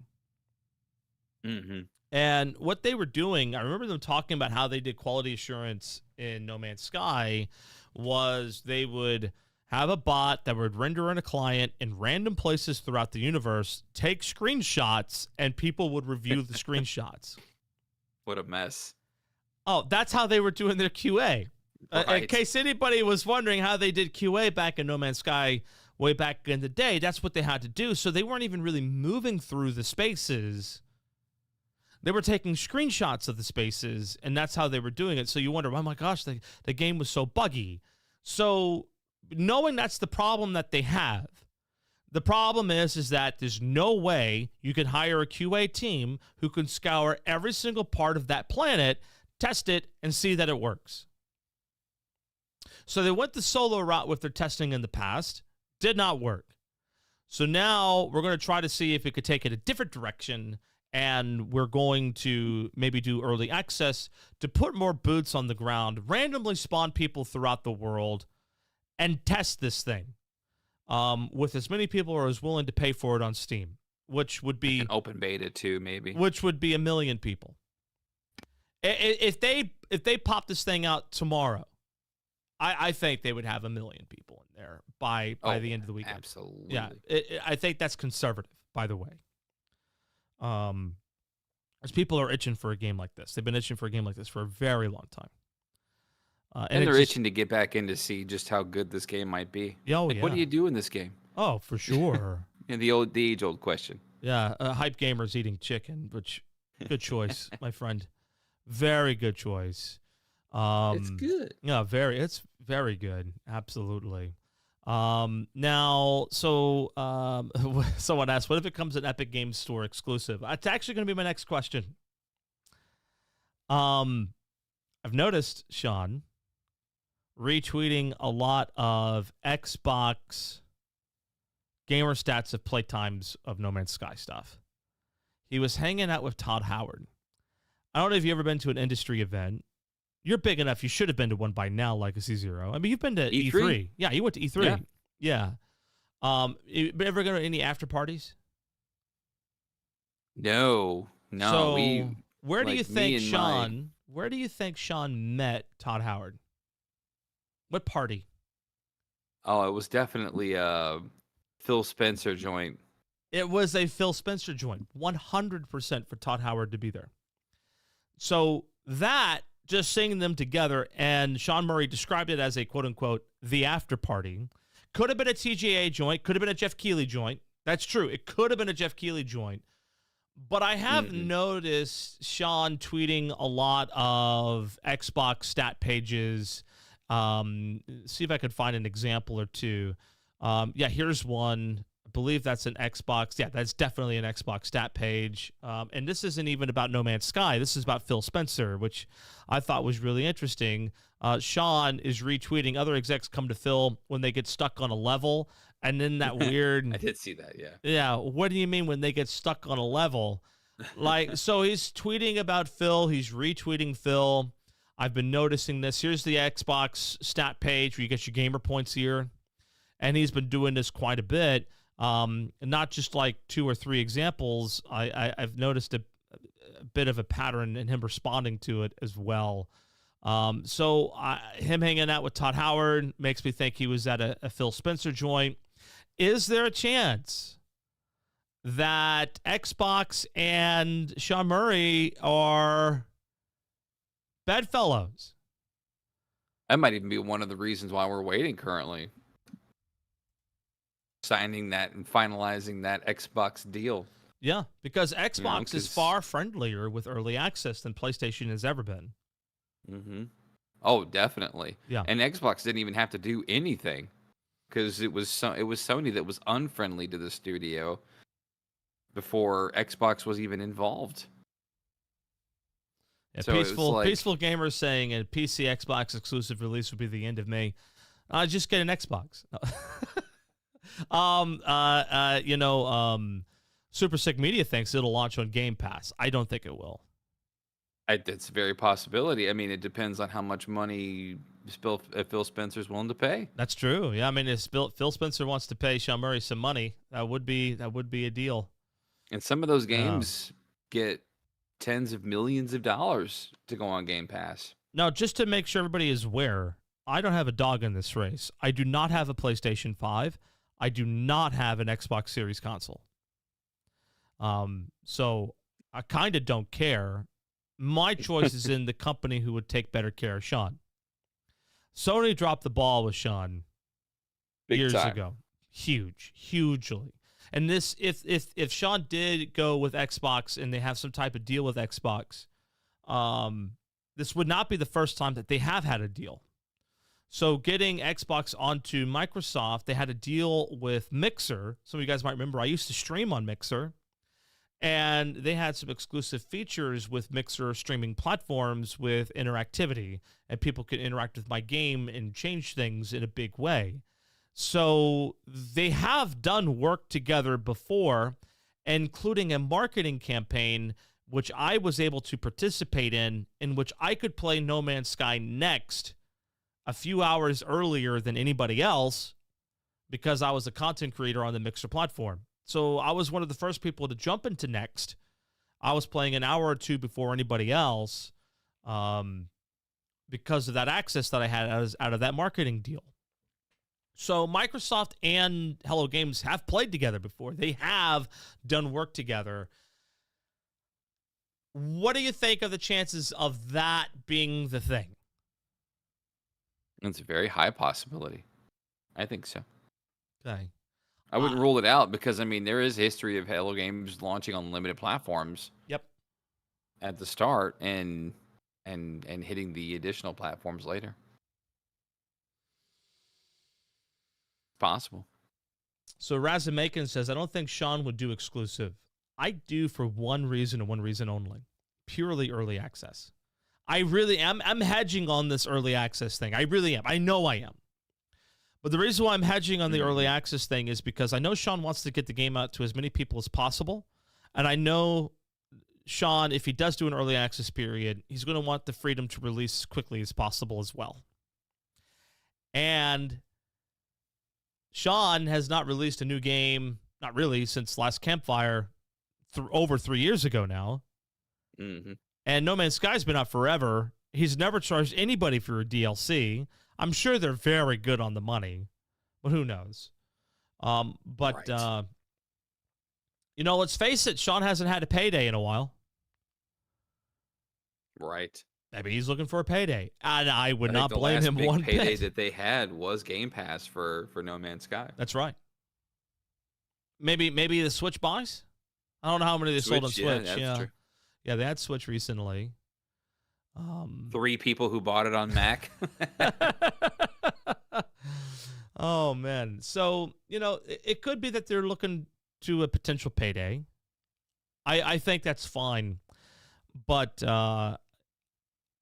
if he were to pursue exclusivity with one console or another, I think it's far more likely he's going the Xbox direction, even if only judging based on social media alone. I haven't seen that man, pardon the expression, fuck with anyone but Xbox in the last they have been rather close, couple of years. Yeah, no, absolutely. Yeah, he doesn't fuck with Sony. So it's, at the end of the day, and that's my one curse of the show, y'all. I've cleaned up my act. So I dropped it where I needed to drop it. If that is indeed the direction we're going, I think if there's an exclusivity deal on the table, it's going to go Microsoft's way. Mm-hmm. They've been far more hospitable. Yeah. One F-bomb gets you a PG-13 rating. Thanks, Nathan. I did technically drop 2, but it was within the same context. I think I'm good. Appreciate it. Go. Yeah, I think I did all right. So, yeah, I think that's the way it's going to go. All right. I think Love we it. hit on the release details. I think we hit on console details. If it's within the next 2 weeks, early access, like 100%. Oh, for sure. Okay. Full release, Q2, 2024. That's my prediction. That works. Okay. Reason why I say Q2. I don't know how many of you all have seen Video Game Theorist, but he came up with a video recently, and the video was, how do you get on the short list to get Game of the Year? Come out in Q2, somewhere between March and May. You need like a male protagonist in an action adventure game. There's a couple other things. There's this whole list. But if you're really looking to come out with like a Game of the Year award, or really looking to get the Game of the Year, the Game Awards notoriety, you want to come out in the spring. That's when you want to release. Well, Sean's good friends with Jeff Keighley. He's like the only press person he'd talk to. I was gonna say you got to give Keeley the exclusive. Yeah, Give him the meat. Yeah, I think so. I think that's the only dude from the press that Sean will talk to like ever anymore. He might reach out and hit somebody else. But I'm really thinking that Q2 is looking really good. That's a solid release window. If they did an early access period, it wouldn't be too long, and I don't think they need that long. Especially if it's keeping the game off of other platforms like PS5, because I do think that Sean is aware that there is a healthy fan base on PlayStation. I don't think he wants to ignore those folk. But he's going to do what's best for Hello Games and what's best for Light No Fire upon that early access period. So I do think he's going to want to push it out to PlayStation if that's what happens by Q2. It'd be a timed exclusive, I think. Oh, how long? Oh, 6 months to a year, probably. 6 months to a year.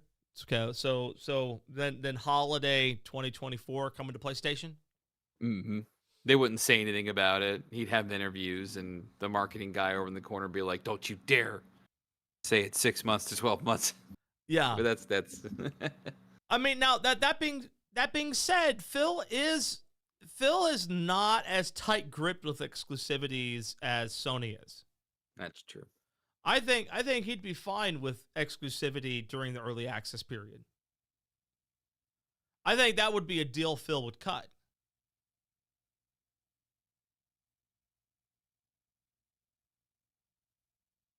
I think he would.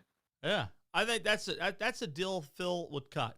I think he's cut similar deals in the past with Ark Survival Evolved, for example, where Ark on console release was on early access Xbox first because they had an early access program for those types of developers long before Sony ever did. So they've done that sort of thing before, and then they released to PlayStation as soon as it was out of early access. So it's the same deal they cut for Ark. The same exact deal. Wasn't privy to that one. Yeah, that was long. I used to roll in those it wasn't circles, a minute, man. You stream on a certain platform, you hear certain conversations, but it is. I think the reality here, if we're talking any exclusivity with a console, it's probably Microsoft, just purely based off of Sean's tweeting history and the actual history of the studio. Microsoft's been pretty good. Sony, they really did throw Hello Games under the bus. They just did. Mm-hmm. They could have helped. Now, Sony came back around with PSVR, PSVR 2, right? Mm-hmm. But that's pretty much the end of the line there. Easily. All right. So I'm going to say that, guys, we got 10 minutes left, and that would be a 2-hour show.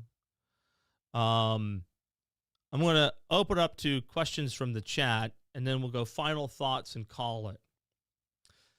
So, chat, are there any questions or any topics we could probably quickly discuss? And I want to get chat back into this because we've ignored them way too much. And I appreciate the fact that we had, I think at one point, almost 90 people hanging out with us. 84. We had 84 concurrents at one point at our max. And so I just want to say thank you to everybody who came in. And it was not my intention to ignore y'all. We have an awful lot to talk about. And it was a treat having Legacy Zero on the show because we've been doing this for how long now? Oh, God. 10 more years? And how have we not hung out in person yet, dude? I know. We're closer than ever, aren't we? I invited you at several times, but you were going through a hard time, I think, and it just didn't work out. Just a little? Yeah, just a little hard time. Stormsword says only 2 hours. Should give us more, but okay. I know it's late for you. Well, I got to work tomorrow, dude. I teach a class, I was gonna say, man. I can't call out, man. Dude. Yeah, man. We got responsibilities. Gotta put 2 children on the bus at 6 a.m. or after 6 a.m. Oh my goodness. Yeah. No way. Yeah, no, man. And sooner or later, I'm going to be doing the same thing. So it's coming my way. That's for sure. It's all fun and games until you look at the alarm clock and it's 6 o'clock and you only got 4 hours. It's like, oh no. All right. So Dave Langer says, do you think if they cut PS5 out for a release, it would get Hello Games bad press from PS5 fans? Of course. Yeah. Oh, 100%. Yeah. No, it absolutely would. That's why I think that it's going to be an early access exclusivity. I think Sean's hyper aware.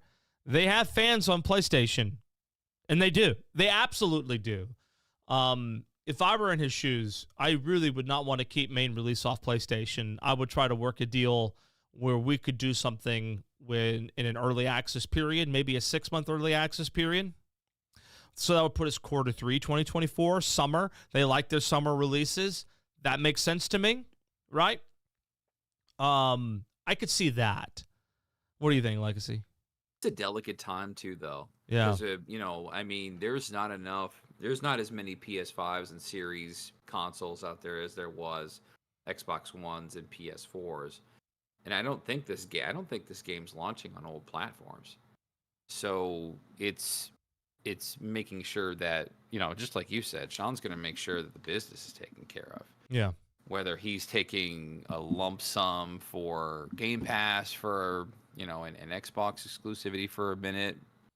I don't think Sean's the kind of guy that would take a console exclusive forever.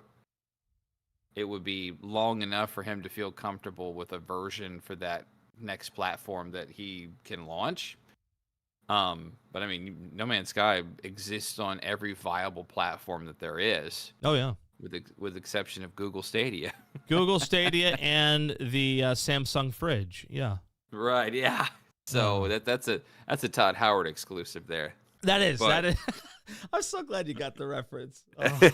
I knew I could count on you to carry that one forward for me.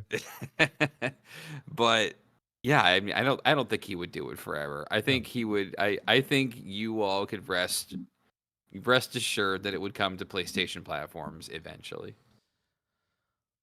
All it right. might be years. Let's get on to the next one because there's a couple really good questions that could have us go over time. So let's get into this next one. Could the Rabbit Place be a type of settlement that you own? Talking about that really shiny looking building. Really shiny looking building where all the bunnies are bowing to you as you walk in. It looked very questy, I think. It did. It looked incredibly questy. The shield, for example, matched the emblems on the wall. Something I had noticed, but I didn't bring it up in my breakdown because I felt it was kind of obvious and we knew nothing about it other than that it was the same. But the bunny had the shield that matched the emblems on the wall. So it seemed to me like that was a quest hub. I think if anything, they were advertising quest hub, which they played with in No Man's Sky Settlements.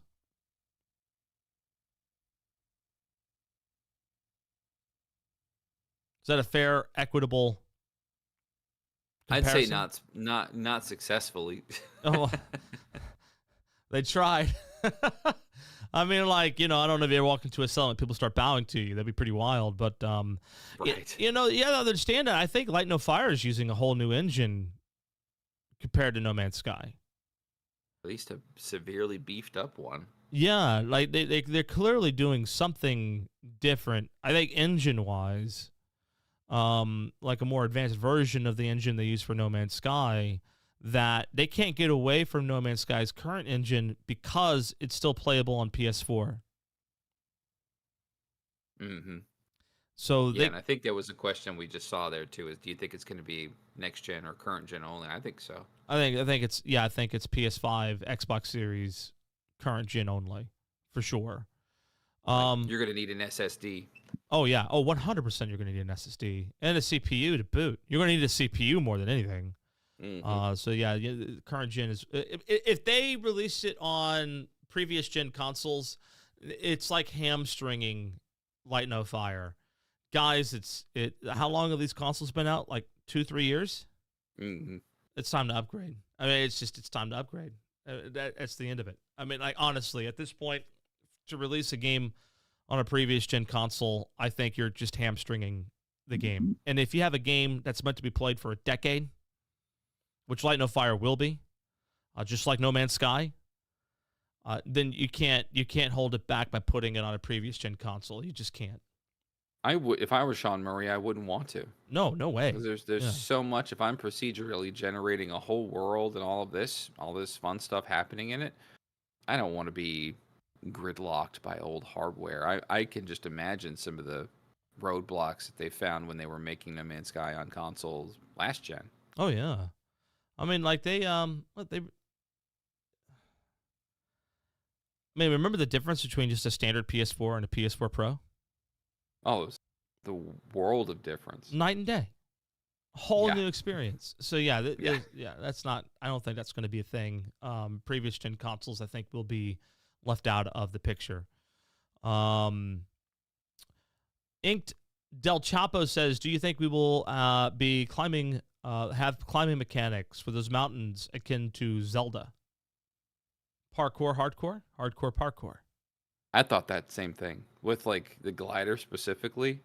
When I played Breath of the Wild so many years ago, like those were two mechanics that literally broke me as a game player. Because suddenly I couldn't climb any wall I wanted to in any other game. Hey, Conan Exiles was there, man.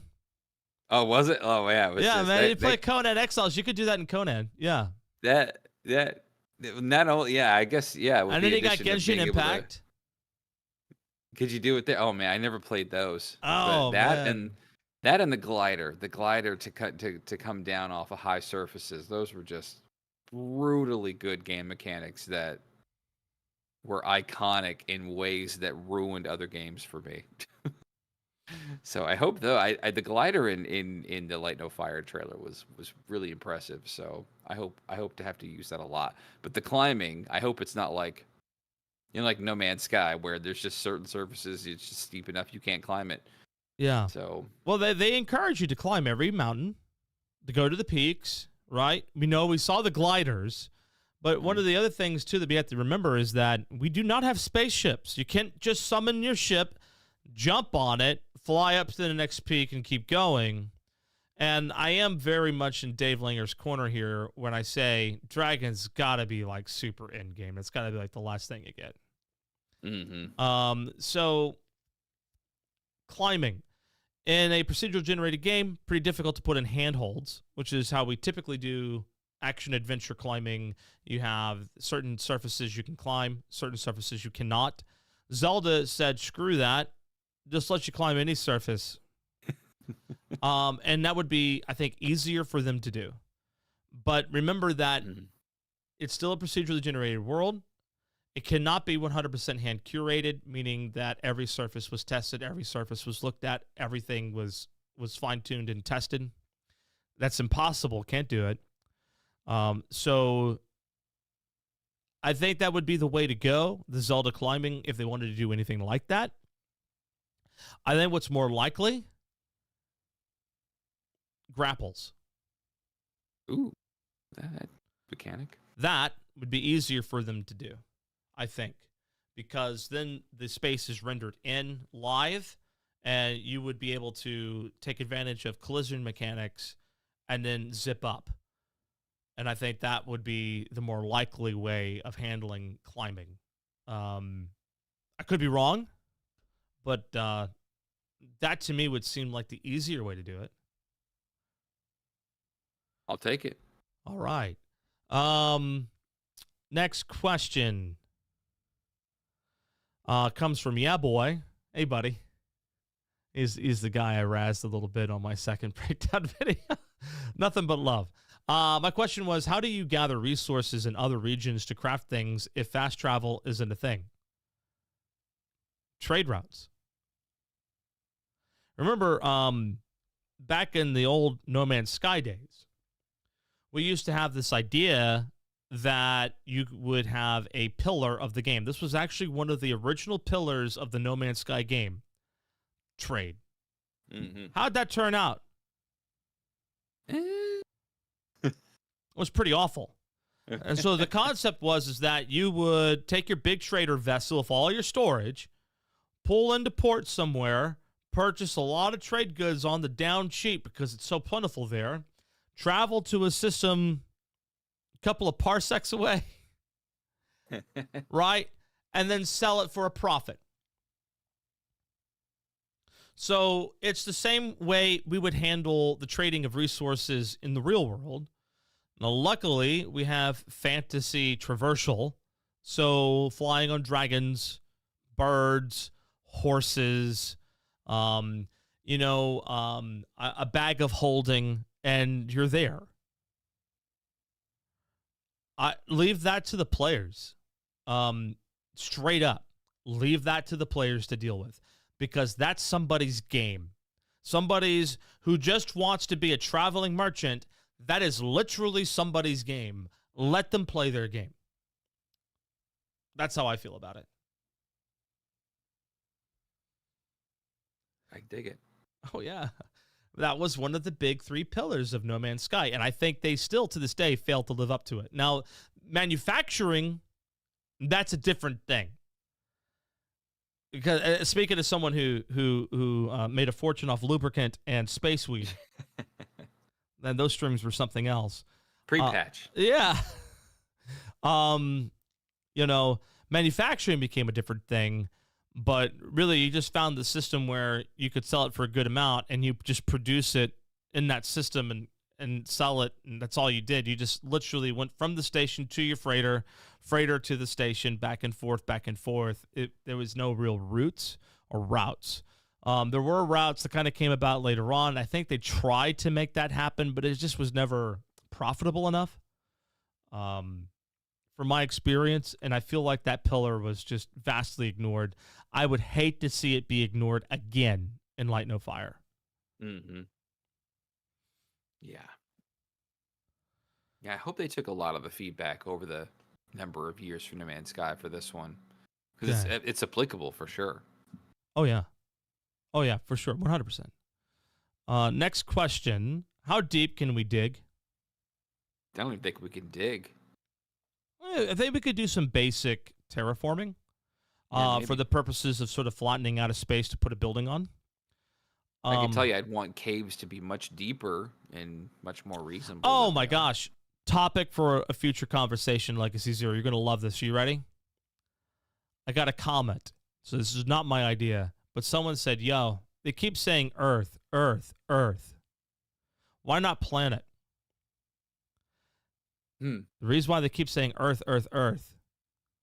Imagine a hollow Earth. There you go.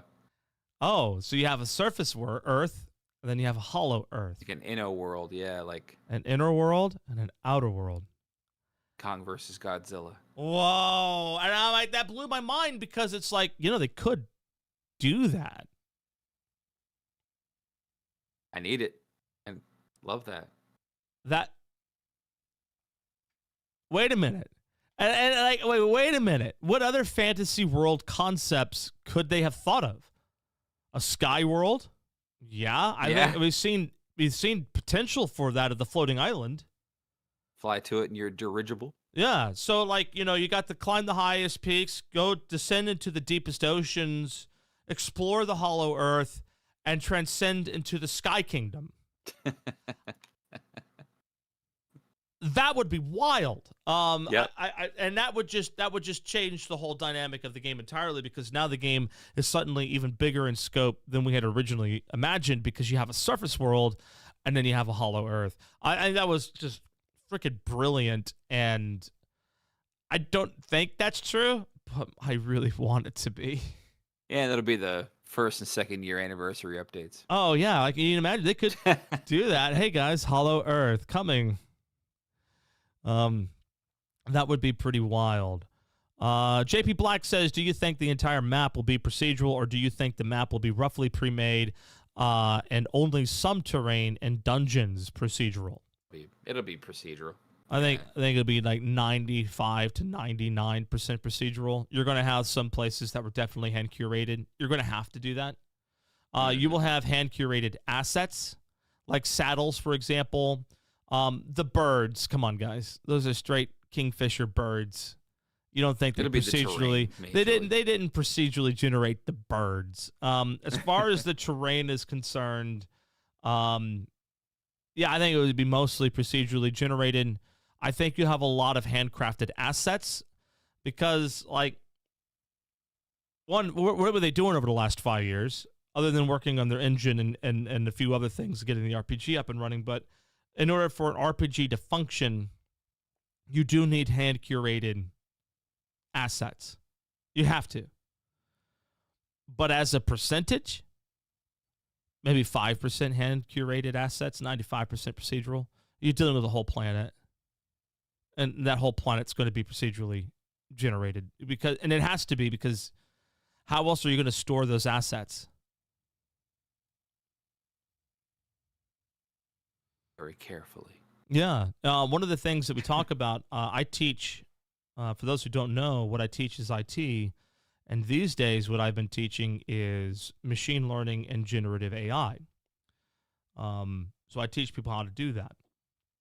Now, if you imagine, right, you have the entirety of all the useful information of the internet.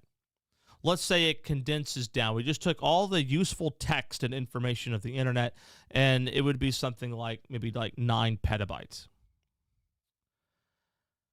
And we trained this model to predict the next word in a sequence intelligently, with things like positional encoding and so on and so forth. Kind of skip a lot of the technical jargon here. And you could take a model and get it to regurgitate that 9 petabytes, but the model is only 50 gig big.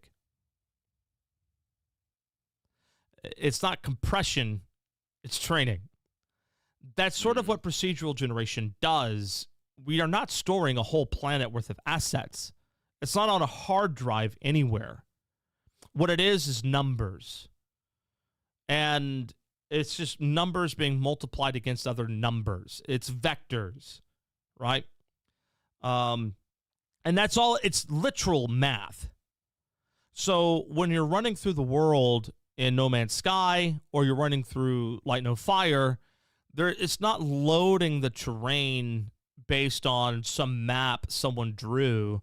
It's literally crunching numbers and then generating the output based on the results of that mathematical equation. That's what's happening.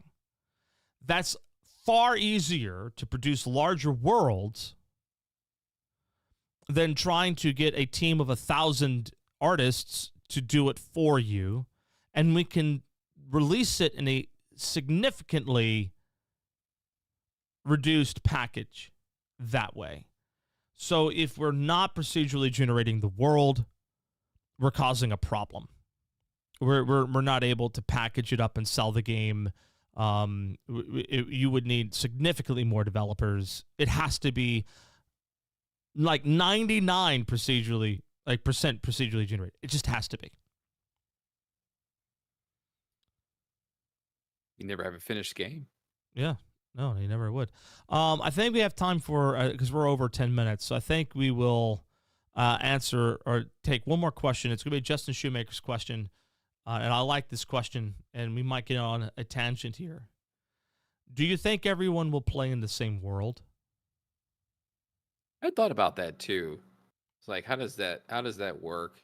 Is it even going to be the same world? Like, or is everybody going to have a different seed or different procedurally generated, or is it just going to be this is the world for everybody? I don't know. I don't know. Like, it's not like that now, but it's also the limitations of the consoles and wondering how that's going to work out too. I think that just creates more questions. I think the answer is simple.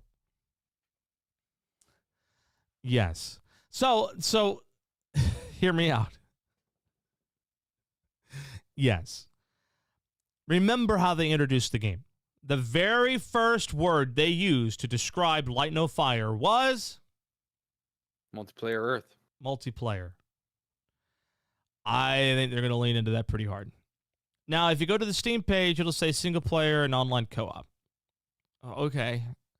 I'm sure they'll have like a creative mode because people like to do that sort of thing.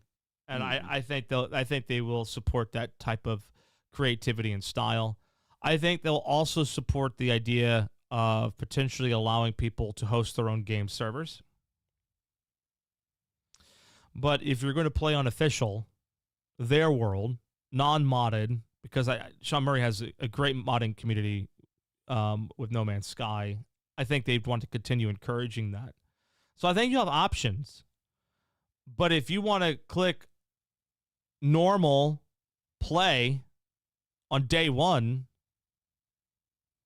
you're going to get put into the same world as everybody else. But now it comes back to the same old No Man's Sky. What are the chances of you running into anybody conversation? So if you think about it, there are 8 billion people on the planet Earth. 8 billion people. There are still places on this planet that you can go to where there would be no one near you for miles.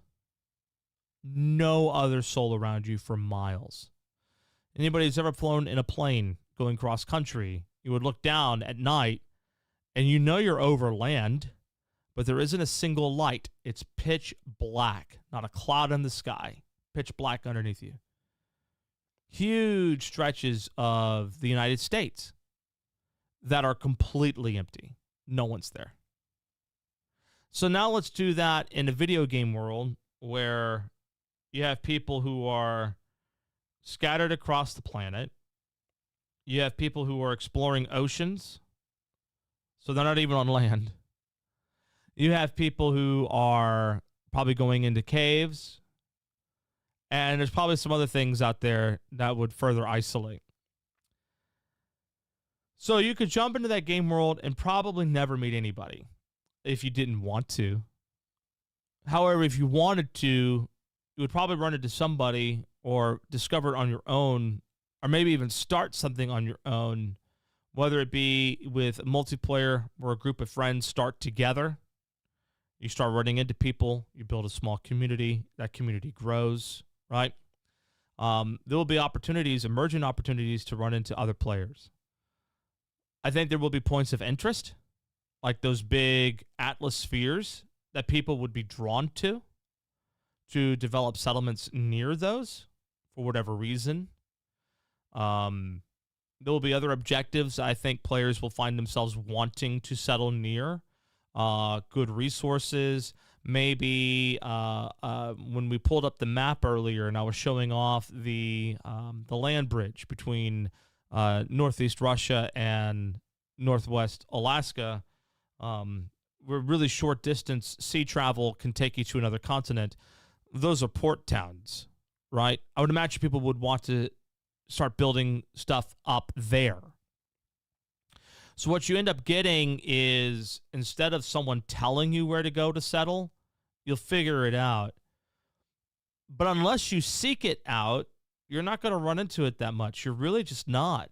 At any given point, on a good day for any game, you have 500,000 concurrents.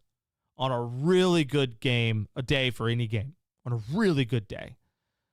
You know, launch week for Light No Fire, maybe a couple million. Who knows? But that's nothing compared to 8 billion. We don't have the planes, right? We don't have automobiles and cars. We don't have trains. How do I get from point A to point B to go have lunch with my buddy and then get back in time for lunch? Can't. Not really. Not until you get something like a dragon, which hopefully will take time. Like, I'm honestly hoping that'll take time. But that's where we're at.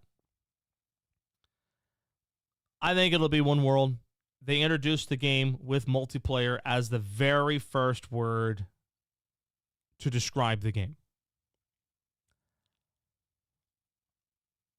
I think that's how they're going to do it.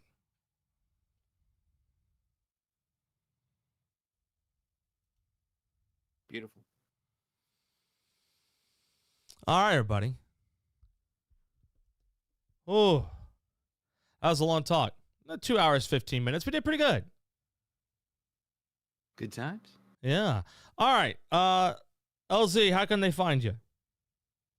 I'm over at Legacy Zero, and I am the LZ Tweets on Twitter. The LZ Tweets on Twitter. There you have it.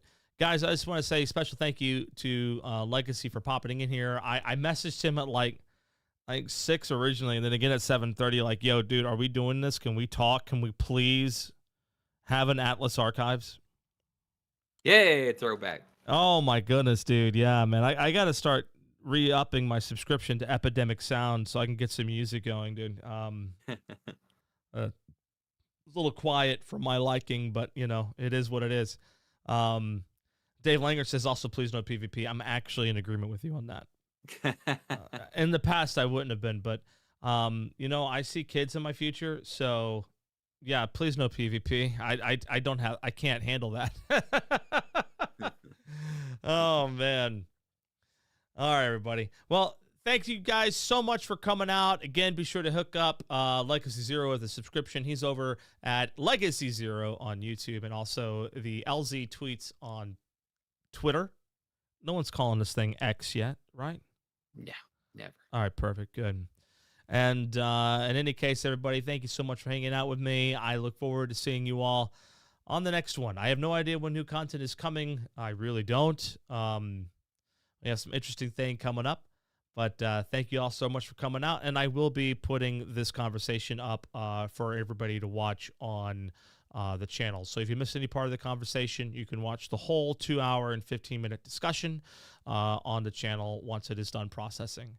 Thank you all so much for hanging out, and I'll see you all next time. Bye, everybody. Bye.